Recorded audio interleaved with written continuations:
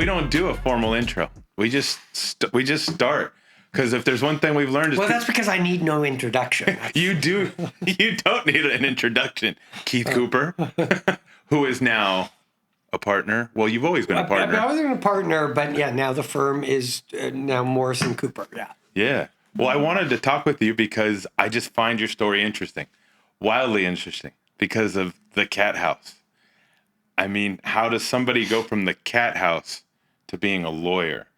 So please just share that as like a jump off, please. Well, I mean, that seems like a jarring transition, but yeah, I mean, what we were doing back in the day. So my partner, Riki Rachtman, still one of my closest friends. Yeah. And and there's very good stories for you with involving him as well. But yeah, we were, okay, I guess I can tell you how it originated. Okay. If you want. Yeah. So it was basically after high school. And I was kind of a social butterfly in high school. I knew everybody, right? And I was into all sorts of stuff. And Riki was a self-styled punk rocker who hated everybody, okay? Myself included, by the way. And so, but what happened was we got to know each other a little bit because he was dating this girl, Linda, and I was dating her sister. And or even before that, I was dating Linda's best friend, and we ended up all going to the prom together. Oh, so this is in high school. This is in high school, yeah. And so, so what happened was after high school, at some point, just random, these guys that were in some band. I still remember the name of the band. They were called Triangle back in the day, and I won't do that anymore. And so Triangle, they went up to him. They were like, hey, we're kind of a new band and we want to do a show. And would you be interested in promoting us? And Riki being Riki, he's like, oh, yeah, definitely. And so but he didn't know anybody. Okay, because he was isolated and Mr. Punk Rock guy. He had his punk rock friends and wasn't particularly social. What school is this? Huh? What school is this? We were at Grant High School. Okay. And then he came up to me. He's like, you seem to know, a lot of people. And I'm like, yeah. So we got together and we decided we were going to do a show and the show and basically using my phone book. We had phone books back in the day, right? So basically using my phone book and calling all of my friends and not to overstate. I mean, he had friends too, but so we just calling everybody to do this show. We were doing it at a place called the Starwood. Now, the Starwood was a very, very famous club. It was at Crescent Heights in Santa Monica. It's no longer there. Crescent Heights in Santa Monica. But it was very famous, and in fact, it was depicted most recently in, what was the name of the Motley Crue movie? Dirt, yeah. It was depicted there about their first show at the Starwood. Oh, and cool. That was the place, and one of my clients, Blackie, right? They played the Starwood. It was just a big rock venue. But there had been so many complaints about it that they shut it down. And they were only allowing private events at this point. And so Riki and I were literally driving all over town. From Pasadena to Woodland Hills to downtown Los Angeles, selling like 2 tickets here, 3 tickets. What are you driving? What do you drive? I just want to get the whole visual. I think at this time, we each had Mustangs. I had a 1970 Mustang, my favorite car. I want that car back, by the way. I had a 1970 Mustang. He had a car he called Misty. It was a 71 or a 72 convertible, burgundy convertible Mustang that he called Misty. And we were just driving all over, together and just selling a ticket here or a couple tickets there because we weren't allowed to sell them at the actual venue. And so... why not? Well, because they closed down, and so they were only open for, quote, private events, at that point. Yeah. And so we did that, and we ended up selling, I don't know, like 1,200 tickets or something to the Starwood. And What's their capacity? It was about that. I mean, Starwood's pretty big. You're pushing. Yeah, Starwood was a pretty big venue. So it was between like 1,000, 1,200 tickets. I don't remember exactly.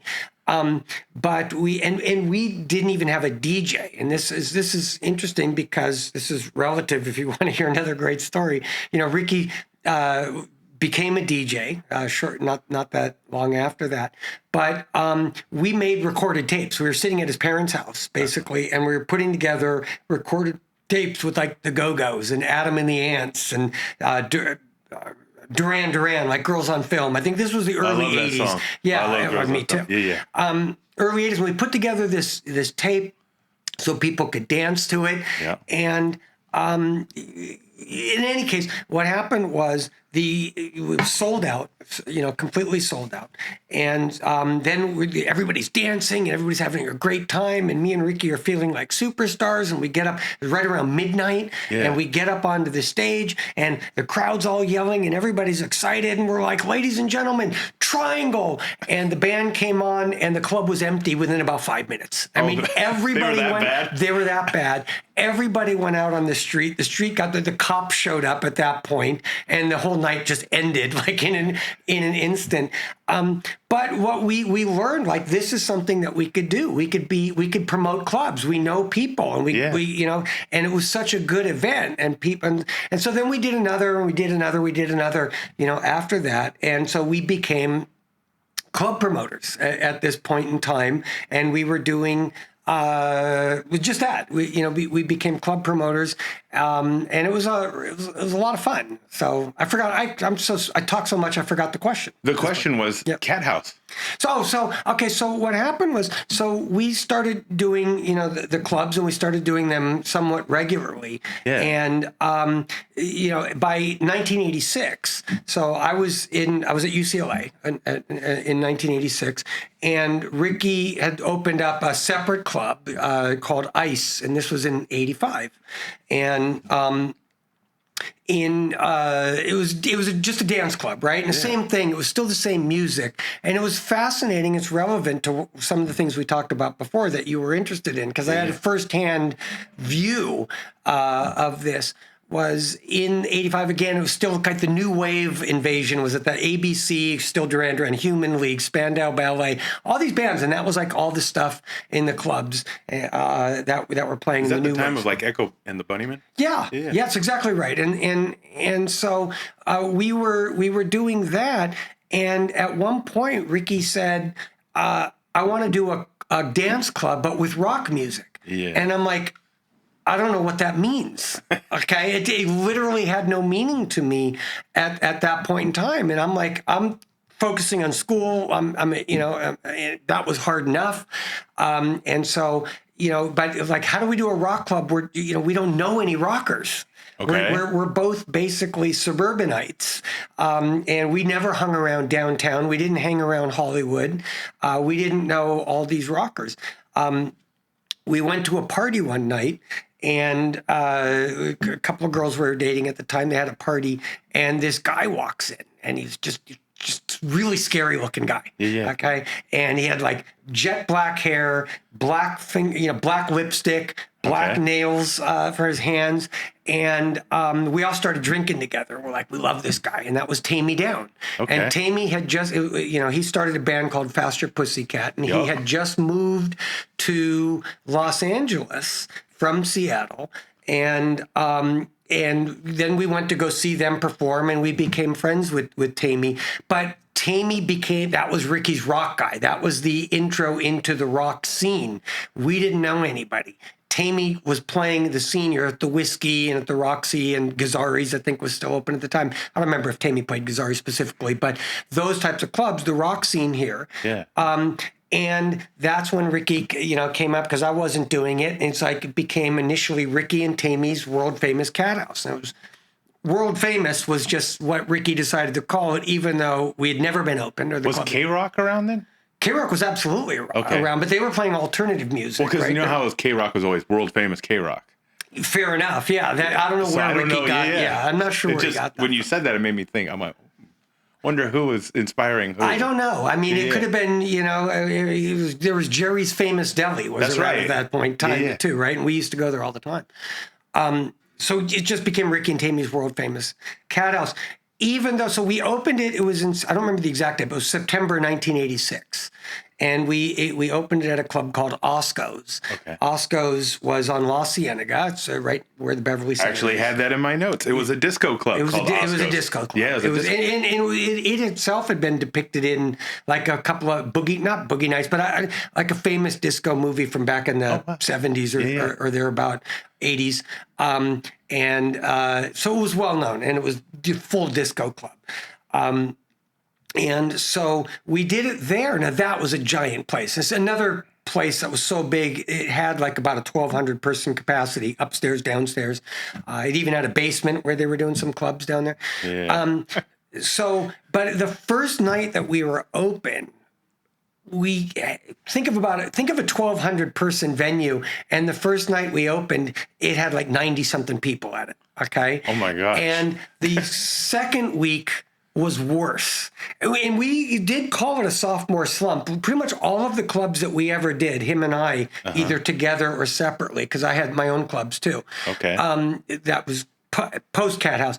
But there was always, the second night always seemed to be worse than the first night. I don't know what causes that, but in any case, so it was really bad. And then the third week, it was kind of the same thing, maybe 100 people, 110 people. Okay. And at one point I'm like, Ricky, we got to start shutting some rooms down here because it just looked ridiculous and empty. There was an upstairs bar, and it was basically just like barfly, a few people hanging around up there in this bar area. And it was these really sleazy looking rockers, at least from my perspective, right? I hadn't entered that world yet at this point in time. And it was just kind of, who are these? Like they look like they're living on the streets, living in their cars. And the club was going along, and some of these guys turned out actually were living in their cars, and they were good guys, and they were coming in, and we'd buy them beers and hang out and talk to them, and it turned out to be Axel and Slash and Duff and Steven and Izzy. But they weren't playing in the club They yet. weren't playing in the club. This was before. I mean, they might have done some shows in the LA area at that time. Same clubs Tammy was playing in, right? Like the Whiskey being among the most notable of the clubs. They're playing around. It was called the Central back then, before it became the Viper Room. That was another one. Was the Rainbow? Rainbow was around, but that wasn't really live. That was more of a restaurant than it was a live music venue. Next to it is the Roxy, and that was certainly a live venue. And Gazzari's was on the other side of it, where a lot of bands were playing. And but yeah, these were some band called Guns N' Roses, right? And they were coming, and the club was only open on Tuesday nights. Okay. And every single Tuesday night, they were there. And we eventually started getting a little reputation, and the club started increasing to about, we were getting maybe 300 people a night at one point in time. Okay. And the first significant event was when Faster Pussycat, they were signed to Elektra Records, and they had a record release party. And the record release party was heavily promoted by Elektra. And we had about 1,100 people show up for that. Was Tom Zutat, didn't he discover I remember Guns N' Tom Roses? Zutat. Yeah, he may have been the A&R guy. I don't remember exactly. I certainly knew him back in the day, and I remember him a little bit. I don't remember what his role was, but he might have been. He might have been the one to sign him. I think he was A&R, because he might have been A&R. He might have signed him. Yeah, I don't know. But I knew him. So we had 11, so that built up the club. It built up the reputation. We then did the Guns N' Roses record release party for Appetite for Destruction. Okay. That was much, much smaller. We probably did 600-700 people for that, so much smaller than the Faster Pussycat release. This is before it was on MTV, huh? Their video and everything. Probably. When Appetite for Destruction came out, the first song, as I recall it, was Welcome to the Jungle came out, and it didn't have a massive impact. And I mean, it was popular, but more in a cultish, cliche, underground sort of way. Not cult. I don't want to use that word, but another great band, by the way, the Cult. But the Cult was significant in our world because that was, when you think about rock music you could dance to, the Cult packed the floor. Firewoman and Little Devil, and She Sells Sanctuary? She Sells Sanctuary, but I don't think that was quite as popular as far as the dance was. But those songs packed the dance floor. And that was when I saw, okay, the rock music and the dancing to it makes a lot of sense. And there were a whole bunch of others. Riki had a great DJ, Joseph Brooks, who I still know today, and he really got it. And he really knew what songs to play in that scene, and he was heavily involved in the scene. And it really was a thing. I was surprised with it. But the second song from the GNR album was Paradise City, which I don't know if it did better or worse than Welcome to the Jungle. It was a little more pop friendly, for lack of a better word, I think, than Welcome to the Jungle, which was much more edgy. But then Sweet Child of Mine came out. Yeah. And when that came out, GNR blew up into the biggest band on the planet, right? And now everybody in the world knew Guns N' Roses. And then they re-released Welcome to the Jungle, and that became, to this day, it's still played in every venue around. It just became this monster smash. But still, every Tuesday night, they were there at the Cathouse. And as Guns got bigger, the club got bigger because it became a place where Guns N' Roses hung out. Okay. And Axl would be on the dance floor constantly. And he liked to dance by himself usually. And it became funny because we started years after years, we're like, there were more girl fights than guy fights because they were all vying for his attention, in around there, and just things happened, right? What was the ratio?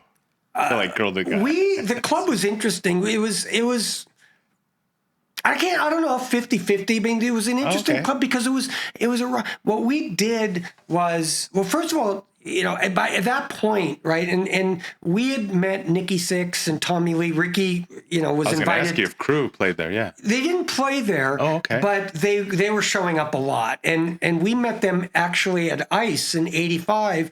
They came in, and Tommy Lee, Riki was DJing, and Tommy's like, I want you to DJ my wedding. Okay. So we went to DJ Tommy Lee's wedding, and naturally Nikki Sixx was there, and the other guys were there as well. But then they started showing up to the club too. So it became, in that era, you'd show up to the club, and then we moved it from Osco's to a club called the Probe on Highland, near Santa Monica, between Santa Monica and Melrose, over there. And then by that point in time, though, you would go on a Tuesday night, you'd go to the Cathouse, and it would be the guys from Guns N' Roses and Motley Crue and Poison and Rat. And I mean, all of the big Cinderella, which, Fred Coury, right?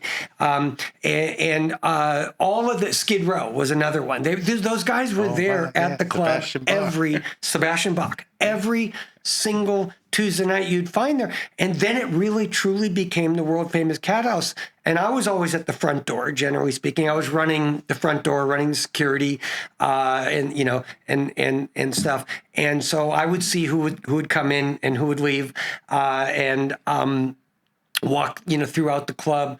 But it became, I'd meet people. They were coming from Germany and Japan and France, coming to Los Angeles for one reason and one reason only. They wanted to go to the Cathouse because it was a place where you could find yourself standing next to Axl or whomever, drinking a beer or on the dance floor.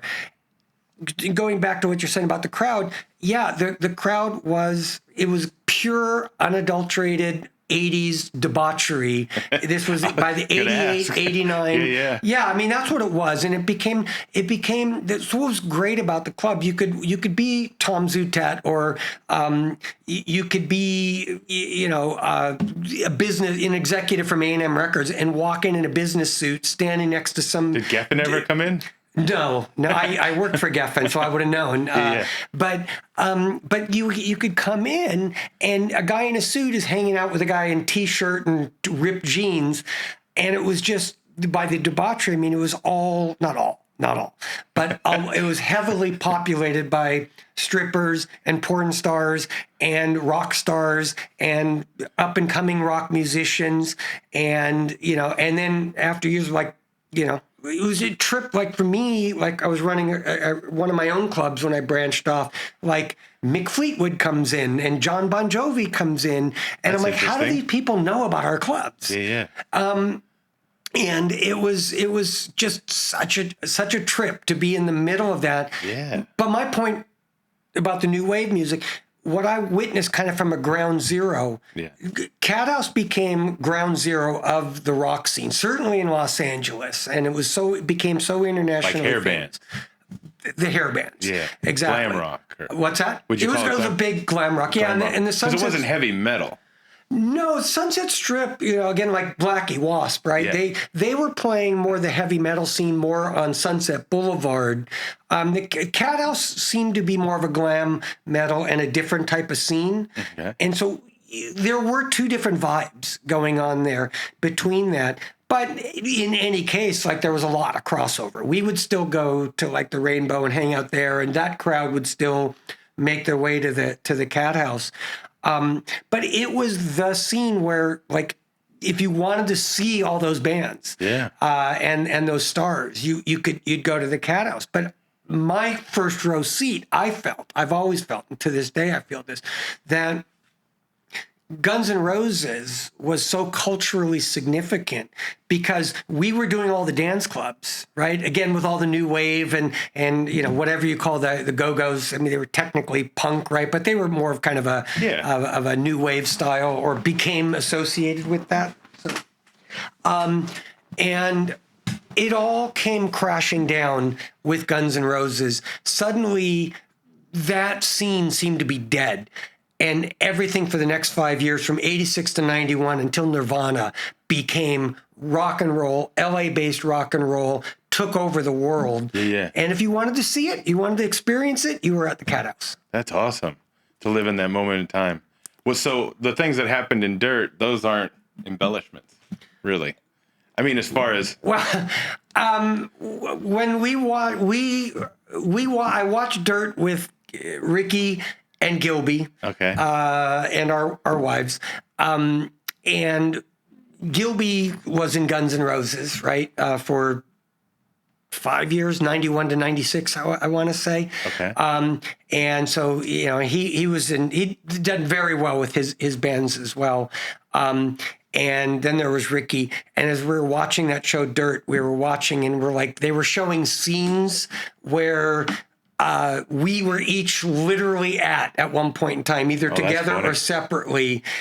And we watched some of those scenes and we're like, didn't quite go that way. From what we recall of it anyway. Yeah. So, but it's Hollywood, right? There are going to be embellishments, and oftentimes fiction is more interesting than fact. It's a good movie. I'm not criticizing the movie. It was a good, fun movie. But there were certainly parts in there where I think there were some creative liberties taken, or things didn't quite, at least not from what we experienced and saw, which is not a lot of it, but some of it. Yeah. So he kind of like Sorkin'd it, because Aaron Sorkin loves to take liberties, especially like the Social Network. I read an article not that long ago by somebody, and they were quantifying the amount of truth in true stories in Hollywood. And I think the highest level of truth, they're like, 75% true, and average was about 50%. And some of these true stories were down closer to 25 and below percent. So on a good day, you're looking, at least according to this article, day, you're looking at 75% truth. But you always take embellishments, and I mean, that makes for the more interesting Hollywood story, and you get your Hollywood ending that way, right? Yeah, no, it's valid. I mean, it's probably still good that social media wasn't a thing then at that point in time. I thank God on a daily basis. I'm not religious, but on a daily basis, I don't know if I would be where I'm at today if social media was around, because without going into details, and I don't care, I'm not ashamed of my past. I'll go into any details you want, but there were a lot of drugs and alcohol involved, and some embarrassing moments. I mean, my history, I spent some time in moto and skateboarding, and, there was, a little bit of excess. Definitely it was bigger than my britches, kind of fucked up a little bit. What can I say? It was the power of youth, especially during that time.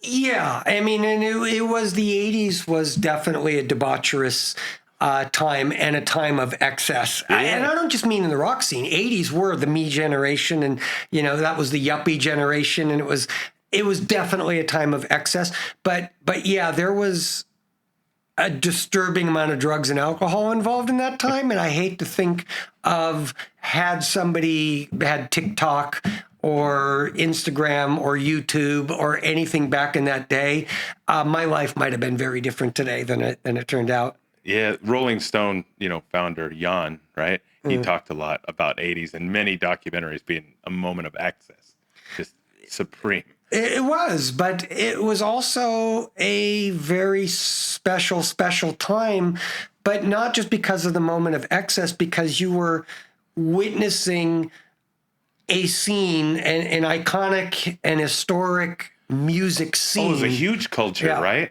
I mean, there's people today. I mean, there's lawyers who have a whole history in it. I mean, skateboarding has people working as rocket scientists. Yeah. These cultures did a lot. What do you think of the culture? Like, where have you seen other people of the culture land? I think you were sharing something you saw in a documentary even before about coming from that time and era. Well, I don't remember, I know my friends. I mean, they're all over the map. Like Fred Coury from, he's the drummer of the band Cinderella. We're good friends still today. And I'm very proud of him. That's why I'm mentioning it, because I do know a lot of band members, and I'm not talking about even bands on the level of Cinderella, okay, because they had far more success than most. They were definitely among the top bands of that era. But a lot of the lower band, the LA scene was filled with bands, somebody I'm very good friends with, Jimmy DeAnda from the Bullet Boys. And there was, Paul Black, Black Cherry, and LA Guns with Tracy Guns. Interesting story in its own right? Tracy Guns, it was Axl Rose and Tracy Guns. That's Guns N' Roses. And then they went their separate way. And Tracy did LA Guns. And there were a Faster Pussycat, and I could go on with all the LA scene bands that we hung out with. Warrant went on to very, very big success. Janie, who passed away, years ago, which was very tragic. One of my favorite people from back then. I won't name names, and I'll get back to Fred. But a lot of bands, they have regular jobs now, and they're still playing clubs, and maybe they'll play the Canyon Club, or maybe they'll play the Whiskey still, and some of these small clubs that they'll still play, and they're still grinding, doing what they love to do. But I don't know that they've necessarily translated it into other successful careers. Oh, I mean, the people that they've touched with their music, more so that, the people that would go to these clubs. That was such a cultural moment in time. It was a cultural moment in time. I don't know what happened to so many of them. I'm still friends with many of them. Some of them are clients. But I mean, I don't know what happened to those people. My point was just to finish the thought was just like about Fred though.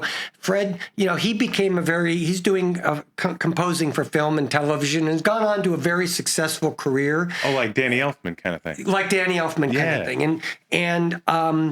My dad represented Oingo Boingo back in the day, right? So he saw, Danny Elfman going to that. But that to me is what's impressive, that you can reinvent yourself. And I know for me, that's the past. Like the 80s was fun. It was a moment in time, but I didn't hang on to it like I think a lot of people do. You can go to the Rainbow.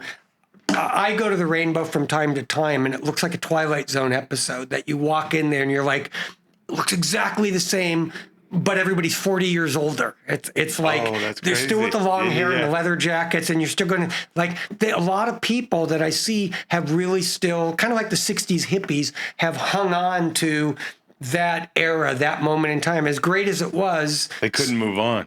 I'm not trying to slight anybody. But I mean... But I think a lot of people did kind of hang on to that, and others reinvented themselves, like Fred, like Riki, like myself, have gone on to other careers and other, things. Well, I did find a cool photo of you with long hair with Riki on one of his Facebook posts. It looks good. You had some long hair, man. I did have some long hair, and, can't do that anymore, but it was fun. So how does someone who's been through that and turn into a lawyer? Well, I'll tell you, I have my own personal story, and my own personal story was... That's what I want to hear. Yeah, well, it was funny. I mean, to me, I didn't, as successful as the clubs were, right? And I had, again, I mentioned, like I was doing a club called Camp Hollywood, another one called Cabaret, and Riki, and I was still working with Riki at the Cathouse and his other club, Bordello.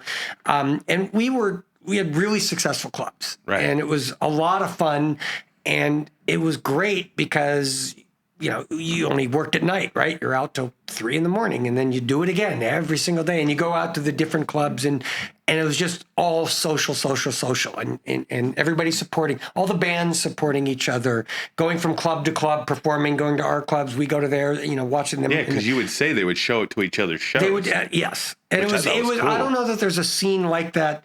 To the Gilby's daughter, Frankie Clark, you know, her band, Frankie and the Studs. Okay. She's still in the scene, still playing it, but I don't know so much that the scene is like that anymore. But back in the day, yes, every night there was a different club and a different band playing, and everybody went from venue to venue supporting each other. And it was a kind of a tight-knit scene, which is part of what made it really, really special. But for me, you know, while doing the clubs, at one point, so there used to be, I mentioned Gazzari's. Yeah. And, you know, and he used to run these advertisements. And his shtick was like, you know, because he was an older guy, I don't know, maybe in his 70s, okay. big old, you know, heavy set guy. And would be running these commercials, and he'd have like, you know, 2 18-year-old blondes, one on each arm, a little like Hugh Hefner, right? And, you know, and it was like, you know, his shtick was like, I'm the godfather of rock and roll. And I'm like, one day I looked at him like, I don't want that to be me. I'm like, I want a career. I need to move on. I love this rock scene, and I love doing the clubs, but I don't want to be doing it when I'm 40 years old or 50, right? And I'm like, that I need a career. And I looked at my dad and the success that he had and still has as a lawyer. It really inspired me. Two things inspired me. One was, first and foremost, my dad and his ethics, his integrity, his honor, inspired me. And I'm like, being a lawyer has always been and is a noble profession. And you can be honorable and integral. And I felt that there was a certain, like I said, honor in it associated. It was a respected career. Yeah. So the second person. So the second one, as I was mentioning, I worked at the David Geffen Company. Yep. And mainly on the record label side, some on the film side. I remember we were doing Risky Business at the time. I got to carry the famous Crystal Egg. So I was working with all the different departments between A&R and the promotion and the marketing department and everything else. And the one guy running it all was Eric Eisner, and he was a lawyer. Yeah. And he wasn't practicing law, obviously, but he was running the company. And that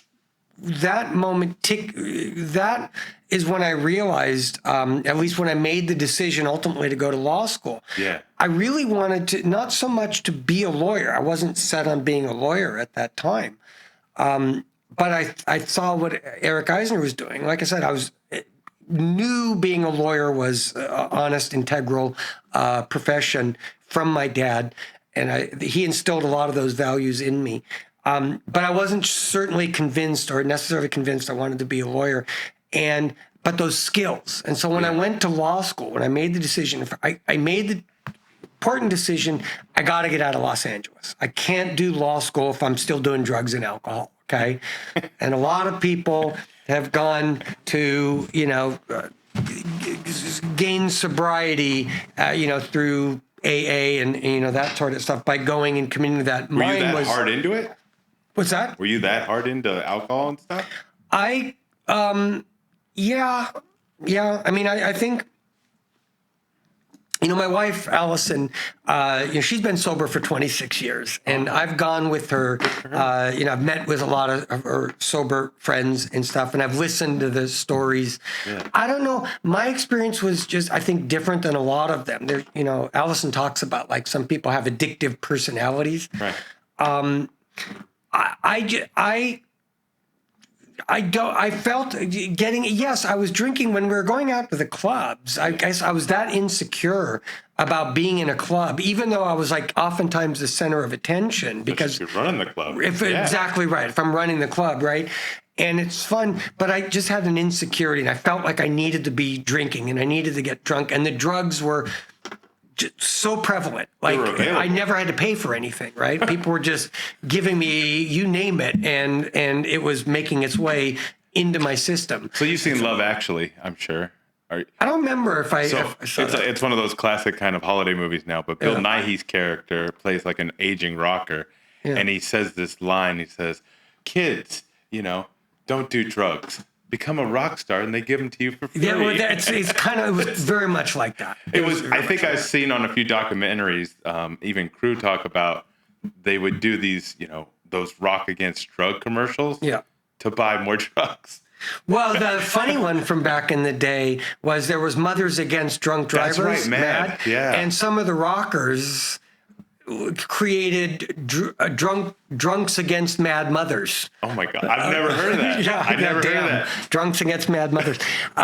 So they did that. It was just kind of, I don't know, it wasn't particularly popular at the time. A lot of people were offended by it. Tipper Gore, I think, was on the warpath back then, if you remember her. I do. But yeah, I think so.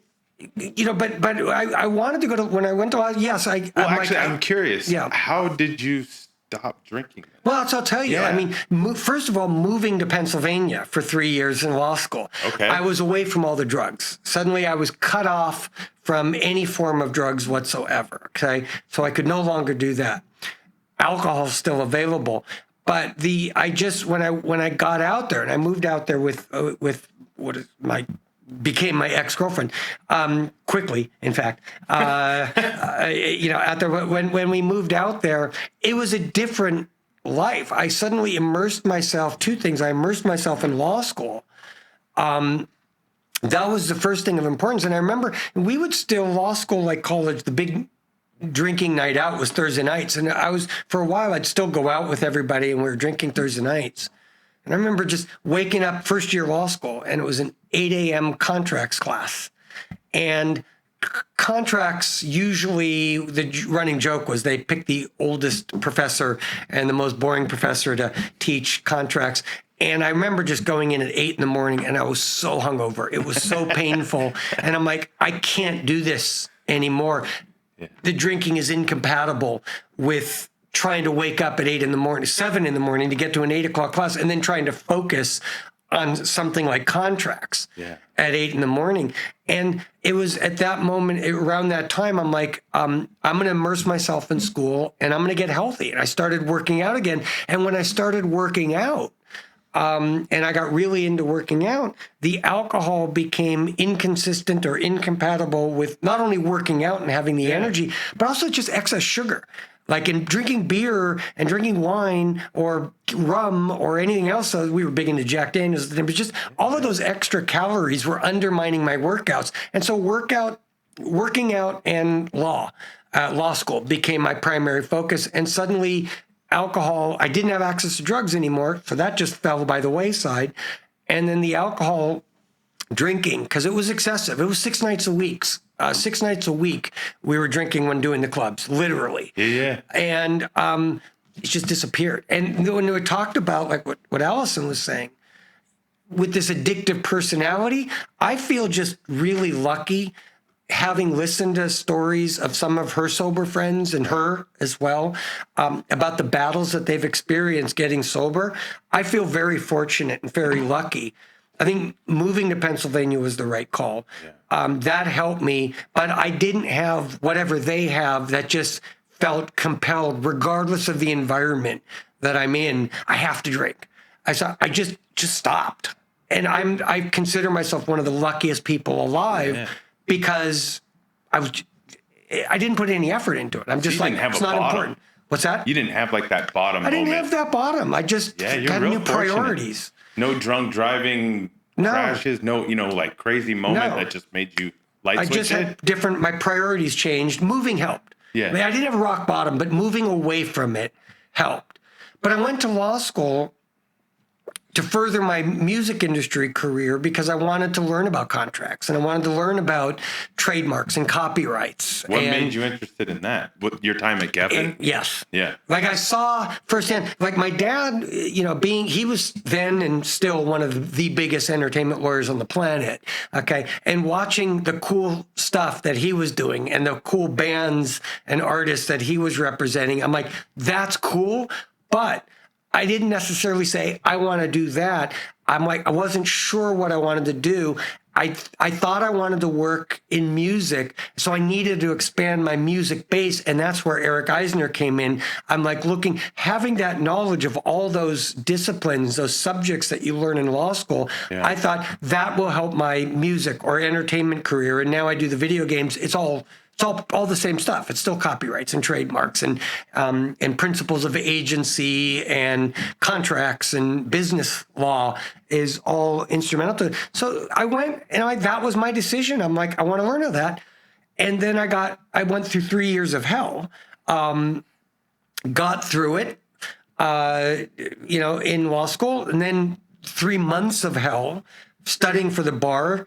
That was both the toughest and the easiest thing I've ever done. And I say that because it was a lot of work. I was studying 14 hours a day, 7 days a week, because that's the tough part. The easy part was that was the first time in my life that I had singularity of focus. I'm like, the bar exam is set for July 20, whatever. Yeah.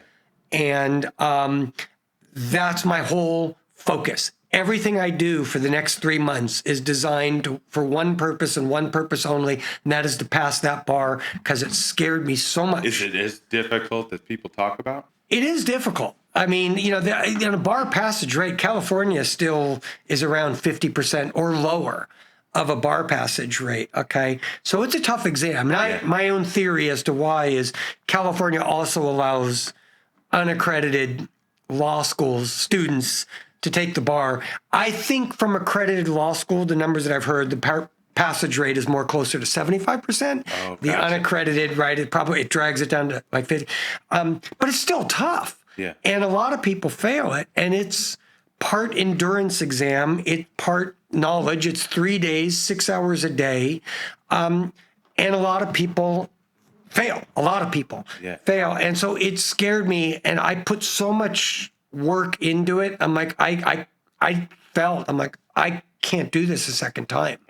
And so I put everything into it, and I was fortunate to have passed it on that first time. So damn, man. So how did you learn? How do you learn? Because it seems like you solved a lot of problems when on the fly, working the clubs, being part of that scene. You did a lot of stuff that people would almost say a startup business does. You went out, found your customers, you learned how to run that show, you learned how to run security. Obviously, you learned how to buy the things you need, like liquor and everything that you need to service these things. But when you pivoted, how did you learn to learn? You know what I mean? Because that's a different side of your brain, or maybe is it not? Yeah, I do. Look, I think my father had a lot to do with that. I think I was just born lucky. I don't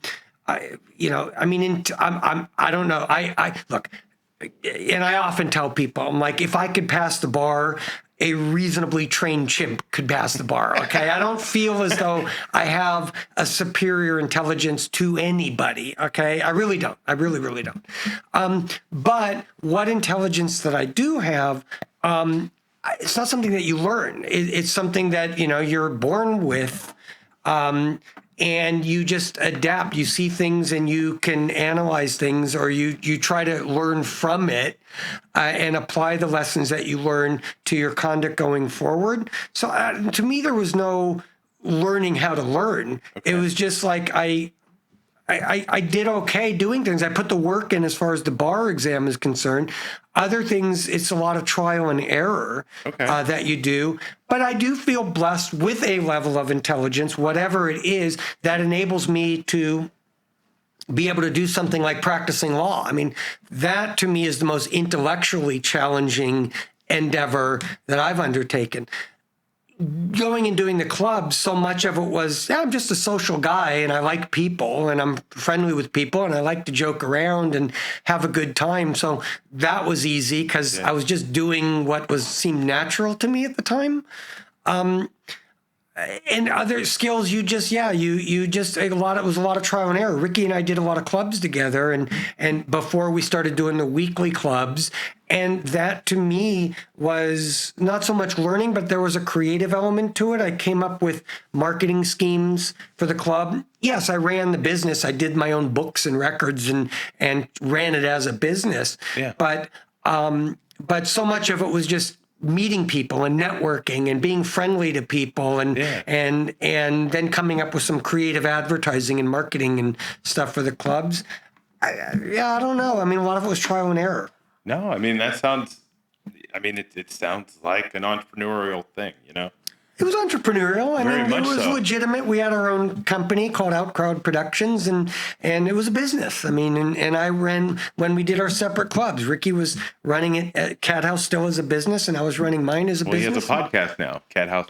He does. He does do that, and he's also out there. He's doing speaking engagements. His radio show recently came to an end, so now he's going around to clubs, venues, I should say, throughout the country. He's doing some shows in Australia as well, talking about some of the things that I'm talking about the Cathouse and his life. His life is more interesting than mine, and he's got some great stories, and he's doing this touring around, and people are paying money to show up and listen to him talk. So where do you find joy in your process now?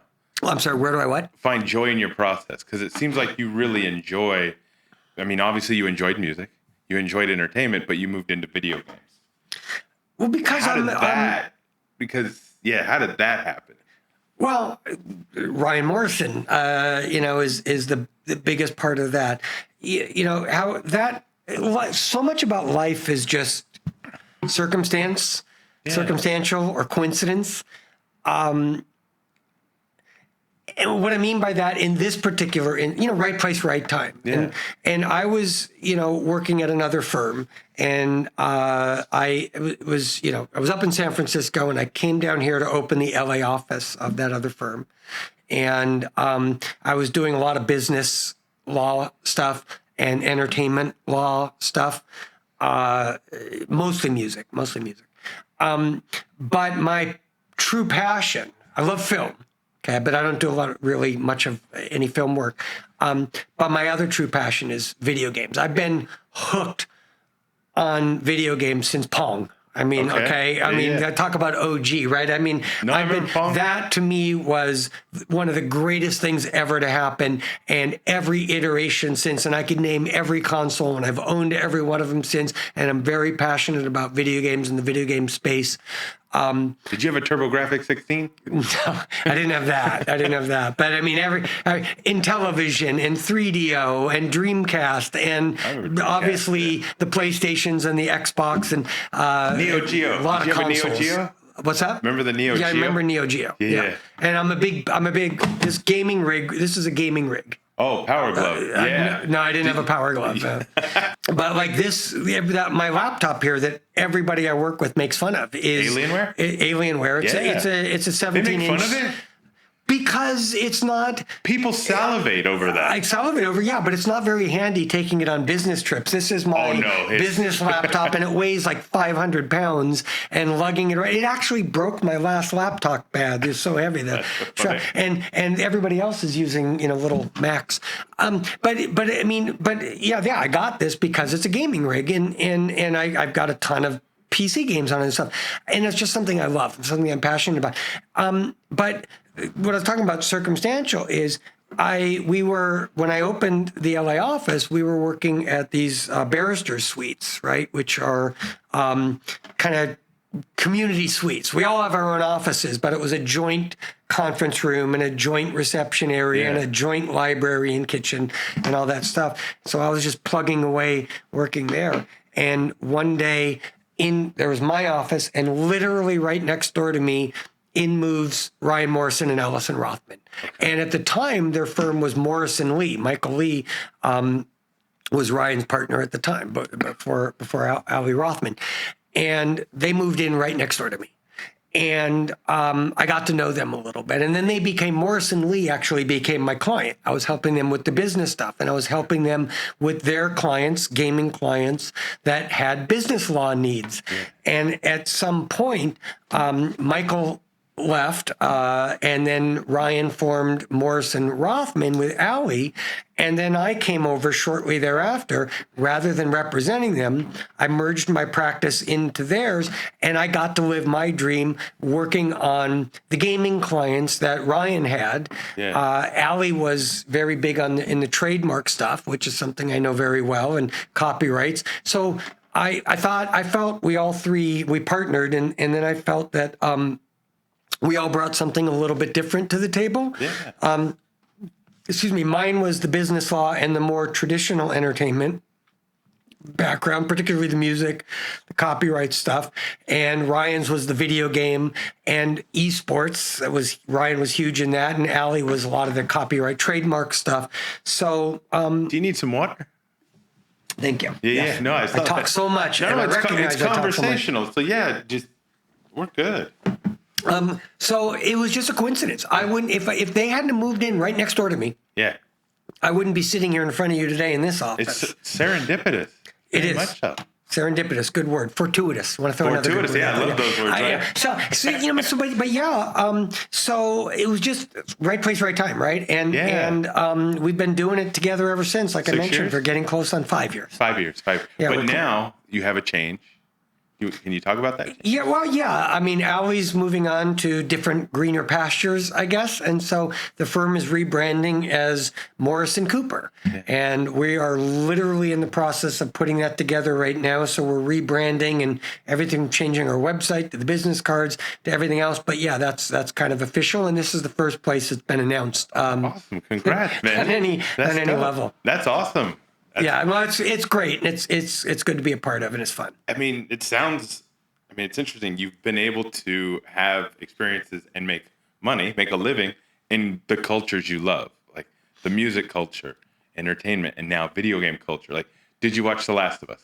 Oh, of course. What did you think? As being somebody who you played the game. I will be brutally honest. Okay. First of all, it was great. Okay, it was great. I played the game not once but twice. I played that. That's one of the few games. There's a few that I played through beginning to end twice. Last of Us is one of those. Last of Us, to me, ranks in the top 3 greatest games of all time. What Maybe would be the even others? Greatest. Well, Fallout, really like? Red Dead Redemption, are 2 others. Right now, I'm totally immersed in Hogwarts Legacy, which I think is. I know it's very controversial to say, but it's graphically a stunning presentation, and the gameplay is fantastic. But I'd say my top 3 right now would be Last of Us, Fallout, be it New Vegas also, but Fallout 4 and Red Dead Redemption, 1 and 2, but 2 is the one more recent. So, but Last of Us. Brutal Last honesty. of Us may be number 1. Yeah. No, the show. You were saying brutally honest. So the brutally honest. So I thought the show, the first several episodes. First of all, going to the game for just a moment. Yeah. Like the intro to the game was the most stunning thing I've ever seen in a game. It was a game because it in terms of the game itself, which is very difficult to do in a game because they're animated characters. And to some extent, obviously, you're manipulating those characters. I was stunned at how emotionally invested I was in those characters so early on. And I'm not going to say anything that's a spoiler if anybody's not seen the game or the show. But the opening sequences there, I was already deeply emotionally invested. Yeah. The story of Ellie and Joel. In Ellie, not in Ellie, but her too. But I mean, in the characters, right? Joel included, in there. So when that tragedy happened at the end, it made my head explode. I'm like, that can't happen. That didn't just happen. I mean, I wanted to break my controller. I was that upset that early in the game, and then. What happened is because of those early events in the game, in the game itself, I thought what was so appealing about the game was the emotional bond that developed between Joel and Ellie. Yeah. And the depth of it and what they went through together and the exploration and all the exploration that you got to do in the game. I thought there were moments like with the clicker scene in the show that was like gave me the same PTSD that I had playing the game. I really remember all the tense moments, and it's a masterpiece. The show, I think, was a masterpiece in translating the IP from game to TV or film, because very few have really done that. I mean, you can go to Resident Evil, Tomb Raider. I don't think any of them captured. Right. The translations have been challenging. None of them have been terribly successful. The Last of Us was masterfully done, for sure. And it captured all of that, and it captured the scenes, and it captured the story.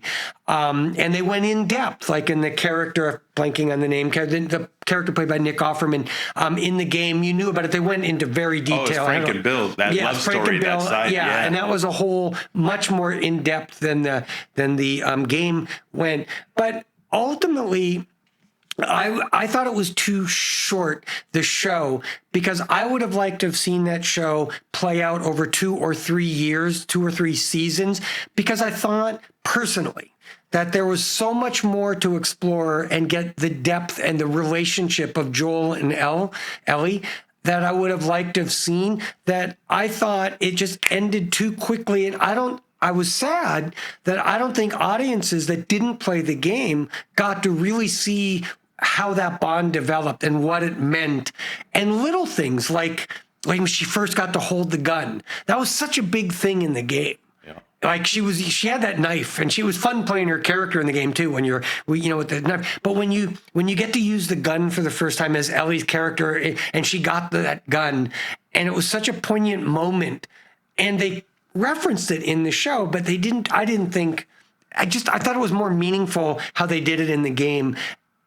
And I would have liked to have seen a deeper Joel, Ellie. And I know there's going to be another Last of Us 2 in there. But The Last of Us 1 has already ended. Yeah, but the Joel, Ellie story doesn't exist to that level in 2 the same way that it did in 1. Spoiler alert. Sorry. No, yeah, I'm not spoiling anything. I don't think I'm spoiling anything. But I mean, so that part made me a little sad. And I love the show, and I thought it was great, and it deserves to be all the accolades it's gotten. It deserves to be one of the great shows. But for me personally, I wanted to see more of the Joel, Ellie, the depth of their relationship, because of the impact of the early part of the story had on him, right? And then ultimately the connection with her. And then what she meant to him because of that. Yeah, and I didn't think that came out as much. The 7th episode in the show, when Joel and Ellie embrace after that moment where she's attacked by that one gentleman who's running that town. Yeah. That was the first time that they had that shared moment. That's what I mean. And I was like, damn. The 7 episodes powerful. In, and then it ended a couple episodes after. Yeah, it was like, I think the following was the final one or something like that. Yeah. Maybe it was the final, yeah. And but it was such an impactful moment. So here's what's interesting when you're talking about this and sharing these stories. You're a lawyer. The stigma of a lawyer, you, in my opinion, I'm sitting across from you, and you're humanizing what it means to be a lawyer. I don't feel the stereotypes or the stigma when talking to you whatsoever. I mean, obviously you're friends with a lot of lawyers, I would imagine. I am. I mean, you don't resent your profession. You love it. You love what you do. So what is it about the stereotype that you feel could be done better? How are things progressing in that? Well, I think personally, my approach to it, and it's not, in part it's a conscious decision, in part it's not. But first and foremost, I think it's important to be human, okay? And to be down to earth and not, I see there's different personalities, and I'm sure it's, other industries, other professions may suffer from the same thing. I think there's where the legal profession is concerned, there is a personality that gravitates more toward this. But I do not feel intellectually superior to anybody. Okay. Well, it's not like you have the doctor complex. Yeah. I don't know, but I mean, a lot of lawyers do, right? I think a lot of people think, oh, I'm superior because I passed the bar, or I don't know what it is. Okay. I don't. I just feel I put in the work, and I put in the work, and so I don't feel intellectually superior to other. And I do think some do. I think there's a level of snobbishness. I think it's also important to be, when you're writing, whether it's contracts or letters or just general communications, plain English. Right. And my favorite, where I learned this lesson was one of my favorite. There was a guy in my law school, very pompous, arrogant. Okay. I think everybody kind of hated the guy, but he was like number 2 or number 3 in the class. Like, he was exceptionally bright. But he was just so pompous and arrogant. I never wanted to be that. But when it really hit me, it was just a very funny moment in law school. We were in real property, and the professor asked him a question. I don't remember exactly what the question was. Okay, it's not terribly important. The answer was what was important. Think about it. It's real property class, and his answer, it was. I still remember the guy's name. I'll just give his last name, Hickey, because of how the professor answered the question. But his answer was, "It's a single-family residential dwelling." And the professor looked at him. He said, "Do you mean a house, Mr. Hickey?" And I'm like, that was the moment in time for me. I'm like, plain English, right? Yeah. Why use 4 words when you can use 1? Yeah. Single family residential dwelling. It's a house. Yeah. And I'm like, that should be how we should be as lawyers. Sometimes you can't avoid legalese, but I don't want to be that guy. And it's really easy to do. First year lawyers do this habitually, right? It's just how it is. You come out and you got all these fancy words, and you paid $100,000 for an education to learn them. Yeah. I always tell people, it's jokingly, it's tongue in cheek. I'm like, but that's why it's a racket, what we do. It's a racket because we pay a whole bunch of money to learn to read and write a language that nobody else can read and write, so we can graduate and then charge people a whole bunch of money to read and write that language for them. I'm like, it's kind of a racket, right? But it's like, I don't want to be that guy that speaks in, heretofore, notwithstanding the foregoing stipulations, okay, right? That's just silly to talk like that, and to read and to write like that. And I think what I like with the young associates that I work with, I try to get them to write in more plain English. Contracts are easier to read in plain English. Yeah. Conversations are easier to understand in plain English. Yeah. Okay. Some of the concepts are complex, and sometimes we have no choice but to use those things. But at the bottom line, I think people do business with people that they like. And I think you have to have human relationships. But to go back to one of the points you were mentioning, it's aggravating for me because a lot of A-type personalities do gravitate toward being a lawyer, especially in litigation, which is why I no longer do litigation. I don't like doing litigation. Because a lot of, there's maybe 10% of the population is like A-type personalities. I think 20% of litigators are. It skews, right? Because people really want to get in there and they want to argue and fight, and they want, and all that. I'm like, that's not necessarily problem solving, is it? Sometimes it's necessary. I get that. But I didn't get into this business to argue and fight and to win at all costs. And some of them, there's a question of ethics that really annoys me, because I think this is what I learned most from my dad. Always be honest, always be ethical. Yeah. And there's no room for anything else. And some lawyers will lie, cheat, steal, do whatever it takes to win, and treat people in doing scorched earth campaign type of stuff. And you get these lawyers from time to time, where they just yell and they scream and they pound the desk. And there's no cause for that. There's no cause for any of that, in my opinion. I don't think it makes you look good. When you're there representing somebody, you need to look good. You need to look professional. Yeah. You are somebody's representative, and you are a reflection on that person. And I think it's important to always remember that. And I think it's always important to behave that way. And I think it's always important to I mentioned earlier, I'm not religious, but I do live my life by the golden rule. I really, genuinely, sincerely live that way. And the golden rule is treat others how you want to be treated. And so I do that. I don't want to be an asshole to somebody because I don't want them to be like that to me. And I think that's important. That's the one guiding principle that I have in my life is I try to treat people with respect and dignity. And again, that's something that I learned from my father, who I felt has had some very profound statements on that because he's doing negotiations on behalf of the biggest artists, entertainers in the world. I want to ask you about your dad, but Yeah. I have a question for you. The way you talk about working with clients Yeah. and just kind of, again, the cultures that have kind of shaped who you are, the interests you've had have shaped who you are. Have you ever read anything by Napoleon Hill? No. He has some great books, but one of the things when you're talking makes me think of something he said. He talked about being in the service of others. So it's almost like you've acquired these experiences and these skill sets to be in the service of others. Would that be an accurate statement? Well, it's one of the reasons I like doing what I do, representing developers. Yeah. Because I love the space, I love the industry, but I want to do something to help them succeed. Yeah. But it's not just developers. I mean, it's all of the clients that I represent, that our firm represents, that we do. We want to help people succeed, be it a business or in their creative endeavors.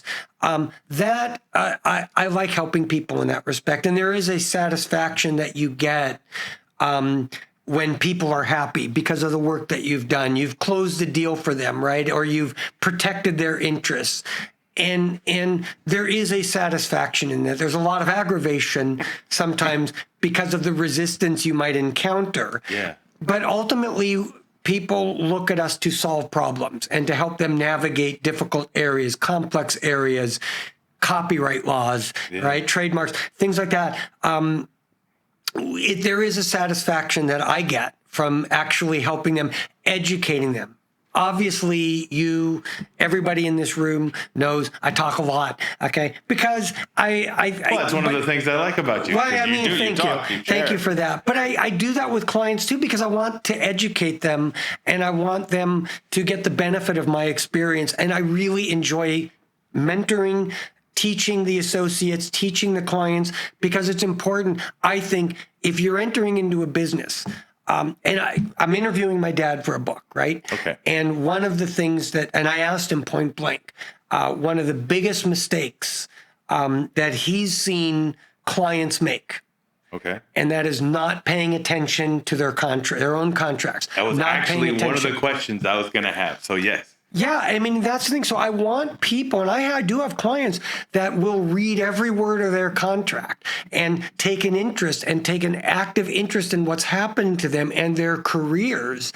And I want to help people do that and impress upon them the importance. So I over-educate. I recognize this maybe as a shortcoming in myself, but I want them to really understand the deal that they're signing because it's their rights that are issued or it's their obligations that are issued. You need to understand what is expected of you in order to perform your obligations under an agreement. You need to understand what your rights are in case somebody else is infringing upon them. Yeah. And these are things I enjoy teaching people on. So yeah, I overteach. Everybody here makes fun of me, but I've learned to live with it because I'm passionate about it. It seems like it's coming from a good place. It is. Yeah. It is. I'm passionate about it. I recognize that to the point of annoyance sometimes. So you've mentioned your dad a couple times. What has your dad done? Like, educate me on your dad. I have even more insight than I've ever had writing the book about him. But he started out as a professional musician. Okay. And he was performing with Frank Sinatra. He actually started as a professional musician at 15 years of age. It's all he ever wanted to do. And he got to the point where he was working with artists such as Frank Sinatra, right? And others that were big back in the era. And he continued to do that. He never really wanted to practice law, and there's a whole story behind that. But by the 60s and the 70s, he was representing David Bowie and Tina Turner and Etta James and Nancy Wilson and the Checkmates, and it became the Commodores and Lionel Richie, Kansas, Supertramp, Journey by the 70s and the 80s. He was the lawyer for USA for Africa. So the whole "We Are the World" thing, he was the one putting that together with like Bob Geldorf and Ken Cragen. So he was the lawyer for that. He has testified. He's one of basically the founders. He's still on the board of for the Sound Exchange. He was the president of the Grammy Awards. Okay, then it was called NARIS, the National Academy of Recording Arts and Science. Now it's just called the Recording Academy. My dad was the president of the entire organization that runs the Grammy Awards. He is present day. He's the attorney for The Voice. He is the attorney. He's Katy Perry's attorney. Sheryl Crow, Mel Brooks. Jerry Seinfeld, John Williams, to this day, and many, many others that he's representing. So that's what he's done. And what do you think has resonated about him with other people? I know, because I hear it a lot of times, and this is what has inspired me and had such a big influence on me, is that and that's kind of what the point I was going to make just a moment ago. He represents some of the biggest stars on the planet, but he has always had the mantra, and I wish I could remember the exact quote, but to paraphrase, it's like, never use your leverage, your bargaining power, which is everything, by the way, when you're negotiating a deal. It's all about leverage and negotiating power. Never use that to humiliate the other side. Because you never know when you're going to be on the other side, and you don't want somebody to come at you from, as retribution and try to crush you. Your reputation. The other thing that he's instilled upon me is there's only a couple things that you own in this world. You don't own nothing in this office. Do I actually own, right? I'm going to live, I'm going to die, and it's going to go someplace else. But the one thing that you truly own, the one thing that you own in your life is your reputation. And that's a Warren Buffett quote too, It might be, I don't know. But he said, he's been saying it, my dad's been saying it my whole life. And he said, he says, your reputation follows you everywhere you go, and it precedes you everywhere that you're going. And there's nothing more important than that. And just be nice. And I know it's true because, I always hear, being my father's son, constantly from other lawyers that he's negotiated against, work with, he's the nicest guy in LA. I mean, lawyer. He's got a sterling reputation as the nice guy, the nicest guy, very professional, easy to deal with. And even in the most intense negotiations, and he's got stories far better than mine. What's Mr. Cooper's first name? Jay. J-A-Y. Even in this tough industry, there's a lot of sharks in the entertainment business. And that, again, lie, cheat, and steal, right? There's a lot of real sleazebags. And even in the deals that he's done negotiating with opposing counsel, they, generally speaking, walk away with a good taste in their mouth. I'm proud of that. I'm proud of it, being his son, because of that reputation that I've heard repeatedly for my whole life that he has. And I see it all the time. And he's so well known everywhere I go. People know him. And it's because of that's what's important to him. Well, honesty, reputation. I mean, I guess you could say, you've adopted it because that's how I met you. Through a mutual friend of ours, Gregory Wexler, and his wife, Amanda. They sang your praises, and they've known you for quite some time.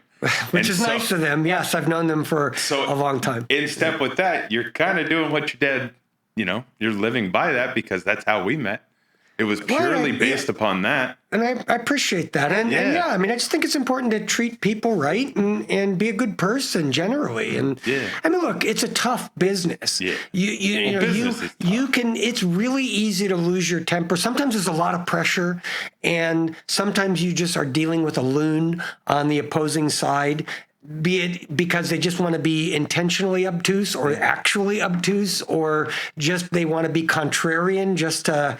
That's why I love that Monty Python skit about I'd like to buy an argument. If you ever want to watch, my wife loves the whole Monty Python. Yeah, that's one of the Flying Circus. Monty Python. That's one of the great skits ever, because like I want to buy an argument. It's just like the whole premise is I'm just going to be contrarian. Like anything you say, I'm just going to oppose it. And my God, there are lawyers like that, right? Yeah. And it's just like, and it's frustrating, and it makes you want to pound your head into the table. And I've asked my dad, how do you deal with that? Because sometimes I get animated. I feel tense. What was his response? He's like, I don't deal with it. He's like, I'll just say, I'll call you back when you're calmer, or call me back when you're calmer. And he's just like, he doesn't engage in it. And, my partner in my old law firm was really good at that too, just keeping his composure. And he had words of wisdom. I mean, he was. Do you think that's a skill people can learn? Yes. Yeah. I do think it's a skill. Yeah, I mean, you have to train at it. It's like anything else. You have to train. But it is a skill that you can learn, and it's one I've not mastered, because I still get really tense. And if somebody's screaming at me, my instinct remains to like say something back. Usually it involves sarcasm, but that doesn't necessarily lower the tension and stuff. But I think you need to try, and it's not something you learn overnight. And everybody can still lose their temper, myself included. I have done that, and but those are low moments for me when I do, because I don't want to be that person. Yeah, no, it's a challenge, right? That we have. I mean, I've been in meetings where people are yelling at me, and it's not necessarily at me. They're just frustrated with whatever the situation that we just happen to be shared in. Yeah. And it's just, I find that if you do maintain your calm, one, it'll infuriate the other side more. 100%. But eventually it just ends up, you get back to normal. You know what I mean? 100%. And then you can move forward, because it's so hard to move forward in anger, right? Well, yeah, it's hard to think straight in anger, right? I mean, I think that rational decisions are made without emotion, and anger is a very powerful emotion. I forget who it was where I read it, something to the effect of when you get angry, or if you have certain emotions, your decision-making ability decreases by so much percentage. I've never tried to quantify it, but anger, fear. Yeah. Okay. Those. Andrew Huberman. That's who. I don't know if you ever listened to him. I haven't. Andrew Huberman. He's become more prolific lately with the podcast and stuff he does. He was a skateboarder too at one point. Yeah. But he has some great stuff like that. I think that's just it. Like, I think those things are the enemy of rational thought. Yeah. Okay. And I tell people, I mean, look, I'm not going to go here, but I'll just mention, like, that's the part of the problem why I get so depressed looking at the current political climate today, is because I think so many people are making decisions based on anger and fear and passion, and not just rational thought. Oh, yeah. I mean, there's been more, I feel like there's more articles that have been coming out lately talking about things like first principle thinking, where you just get to the logic of the situation. And I mean, it's valid what you're saying. I mean, it's we should all aspire to be like Spock, right? There you go. So, in going back to one of your previous history in the music side of things, what's a good story? Something, a fond memory? Maybe it's fond memory, but it's definitely amusing to you that you'd share. I don't even know where to start with that. I've got so many. Like, in which context would you like to hear? When I'm thinking of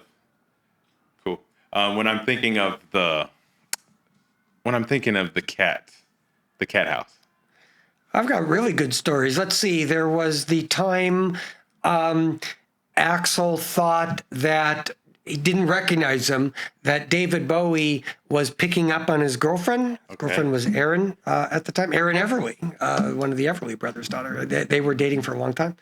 And he thought some dude was picking up on his girlfriend and chased him down the street. So imagine seeing Axl Rose chasing David Bowie down the street because he wanted to fight him. It was pretty good. One of my favorites, this one is a good one. This was in the early days of the Cathouse, was when we were out in front, right? And it was kind of a sleazy. Remember, I was telling you, like, this is in the early days before anybody really knew who Guns N' Roses was. And I was out in front like a carnival barker, basically trying to get people to come in. And this we were at Osco's at the time. And there were a couple of girls, kind of like sorority girls. They looked like sorority girls. And I'm desperately trying to get them in the club because we need people in the club, right? I gave you the numbers earlier. I'm like, we need bodies, human bodies in the club. I'm like, hey, there's a couple of blonde girls. They gotta get, and so I'm being like the carnival barker out in front, trying to get them in. And they're like, what's all this club about? What's this club about? What is this place? And I'm like, oh, it's just, it's a rock and roll dance club. And it's really fun. And all of a sudden you just hear this crash. And everybody turns toward the front door. There's a little entryway, very short entryway. And then it went up a flight of stairs and more stairs. Okay. And you hear this all the way down the stairs. Yeah. And spilling out the front was a potted plant bigger than that one. Yeah. And wrapped around it was Slash. That was his thing back then. He liked tackling potted plants. And he came down and he spills out onto the street with this plant and he looked very much like Slash. And the girls looked at me and they're like, I don't think so. And they bolted away as fast as you could be, but that was like his thing. And then little did they know who that was at that moment in time, which was kind of a funny story. One of my favorite lines ever involved Riki and Axl. Was great when Riki at one point said to Axl, he's like, hey, I'm thinking of starting a band. And Axl's like, that's really cool. He's like, it's going to be a religious band. Axl's like, what are you talking about? He's like, yeah, I'm going to start a religious band. He's like, seriously, what are you talking about? He's like, I've already got the name. And Axl's like, what? And he goes, Nuns and Moses. I'm like, okay, that's a really funny. And Riki was that funny. He's that quick. Was that when he was a Headbangers Ball host? I don't remember if it was before. It was probably before Headbangers Ball, but that's a good story. Like, I mean, Axl, and I hate to dominate this with Axl stories, but they are great. I mean, amazing. But what a cool guy! What Axl was great to his friends. Okay, he really, really was. And when Riki said, I want to be on MTV, he submitted an audition tape to MTV. They were in New York, and he said. They said, why don't you come in for an interview? Right. And he's like, cool. This was probably 1990. Okay. I think it was before 91 because I went to law school in 91, so it had to be 90. And he said to Axl, I'm going out to MTV to do this. In 1990, biggest Guns N' Roses, biggest band on the planet, and so Axl's like, I'll go with you. So Axl jumped on coach with Riki and flew to MTV Studios for Riki's audition. Imagine walking into your audition for Headbangers Ball with Axl Rose, and they were like, yeah, you've got the job. That's probably what Use Your Illusion time even. So it was even... I think when did the Spaghetti Incident come out? Use Your Illusion, because which was great. I was in law school, and that's when Gilby joined the band in about 91, and I get a call from Gilby, and he's like, what are you doing Friday night? I'm like, well, I'm studying for finals. This is December 91. I said, I'm studying for finals. He's like, oh, I'm gonna be playing in Philadelphia. I said, where? He goes, at the Spectrum. And I'm like, where? Seriously? He goes, no, I'm playing at the Spectrum. I'm like, oh, what are you in Motley Crue now? He goes, no, bigger. And I'm like, what? Again, then he told me he's in Guns N' Roses now. Like, so I did. We we went out. It was a funny story to me. I invited one of my law school buddies, and I'm like, yeah, we can go see Guns N' Roses. Nobody believed me about my background with GNR and with the clubs and everything else, because I'd cut my hair. Nobody knew I had tattoos. And you're at a law school. And I'm in Pennsylvania at some law school, and I became law school guy, right? I was no longer rocker guy at that point, and nobody believed me. And Mike Kowalski, I still remember, and I'm like, yeah, come on, let's go see it. And so we get out there. We got there late. We get the Spectrum late. We get the will call, and they're like, sorry, will call's closed. I'm like, well, my name is on the list. And they're like, sorry, will call's closed. I'm like, John Zucker, he used to work for me. He's doing security. Can you get him? Like, we can't get any security. And like, so we were turned away. And we're walking through the parking lot, okay? And I talked to Kowalski later, and he's like, yeah, that was the moment in time. I'm like, this guy's full of shit. Yeah. Like, they'd only known me for a couple of months. He's like, this guy's full of shit. And then I hear my name, Keith. And in the parking lot, I turn around. It's Doug Goldstein. Doug was GNR's manager. Okay. Basically, the road manager. He's like, I've been looking all over for you. And he grabs us, pulls us in to, gives us the passes, pulls us in. We go into backstage. Now we're watching Guns N' Roses from the stage at the Philadelphia Spectrum. And then we get into the after show, or not after show, the after party. Yeah. And then we're hanging out with them in their dressing room. And I always remember this moment in time. And that was like when I looked across. And Fred Curry, he was there. Our Fred was there. Cupcake is what we call Fred. He was there too. And I looked across, and sitting on the couch was Kowalski. He's got Axel on his left and Slash on his right, and he's sitting on the couch. He had this grin a mile long on his face. And I remember that was a cool moment for me, because I'm like, I set that up. I'm like, he's got a story for the rest of his life. And as do I, right? Yeah. And I'm like, that was one of the coolest things ever to have happened. And Kowalski was, because like he went thinking I was full of shit, and within 10 minutes, within an hour, he's sitting next to Axel. You're no longer full of shit. That was such a cool moment for me. So those are some of I've got so many. Like, well, let me ask you, did you have a nickname, and did you ever play an instrument? I played trumpet when I was in junior high school. That's it. I did not have a nickname. I mean, Ricky used to call me Casey. That's as close as I've ever got to a nickname. I can tell you, no, but here's a couple of good stories for you. This one, we were at a show. So one of my favorite things that I was proud of, Janie Lane from Warrant. So Axel wore the Cathouse in Paradise City, the video. Axel wore the Cathouse shirt. And that thing is, you watch that. Now I'm going to watch it. And you'll put the link in the show notes. See that Cathouse shirt. Yeah. And it was a very cool moment in time.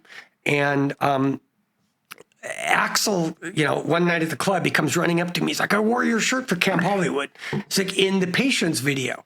And then he shows me the video, and we were all excited, and they edited it right when he was turning to show the shirt. Yeah. And they picked it up again after he turned. I'm like, he's like, I'm so sorry about that. I'm like, so that was cool. But then Janie Lane from Warrant actually did it in the Heaven video, which was like their huge song, their power ballad.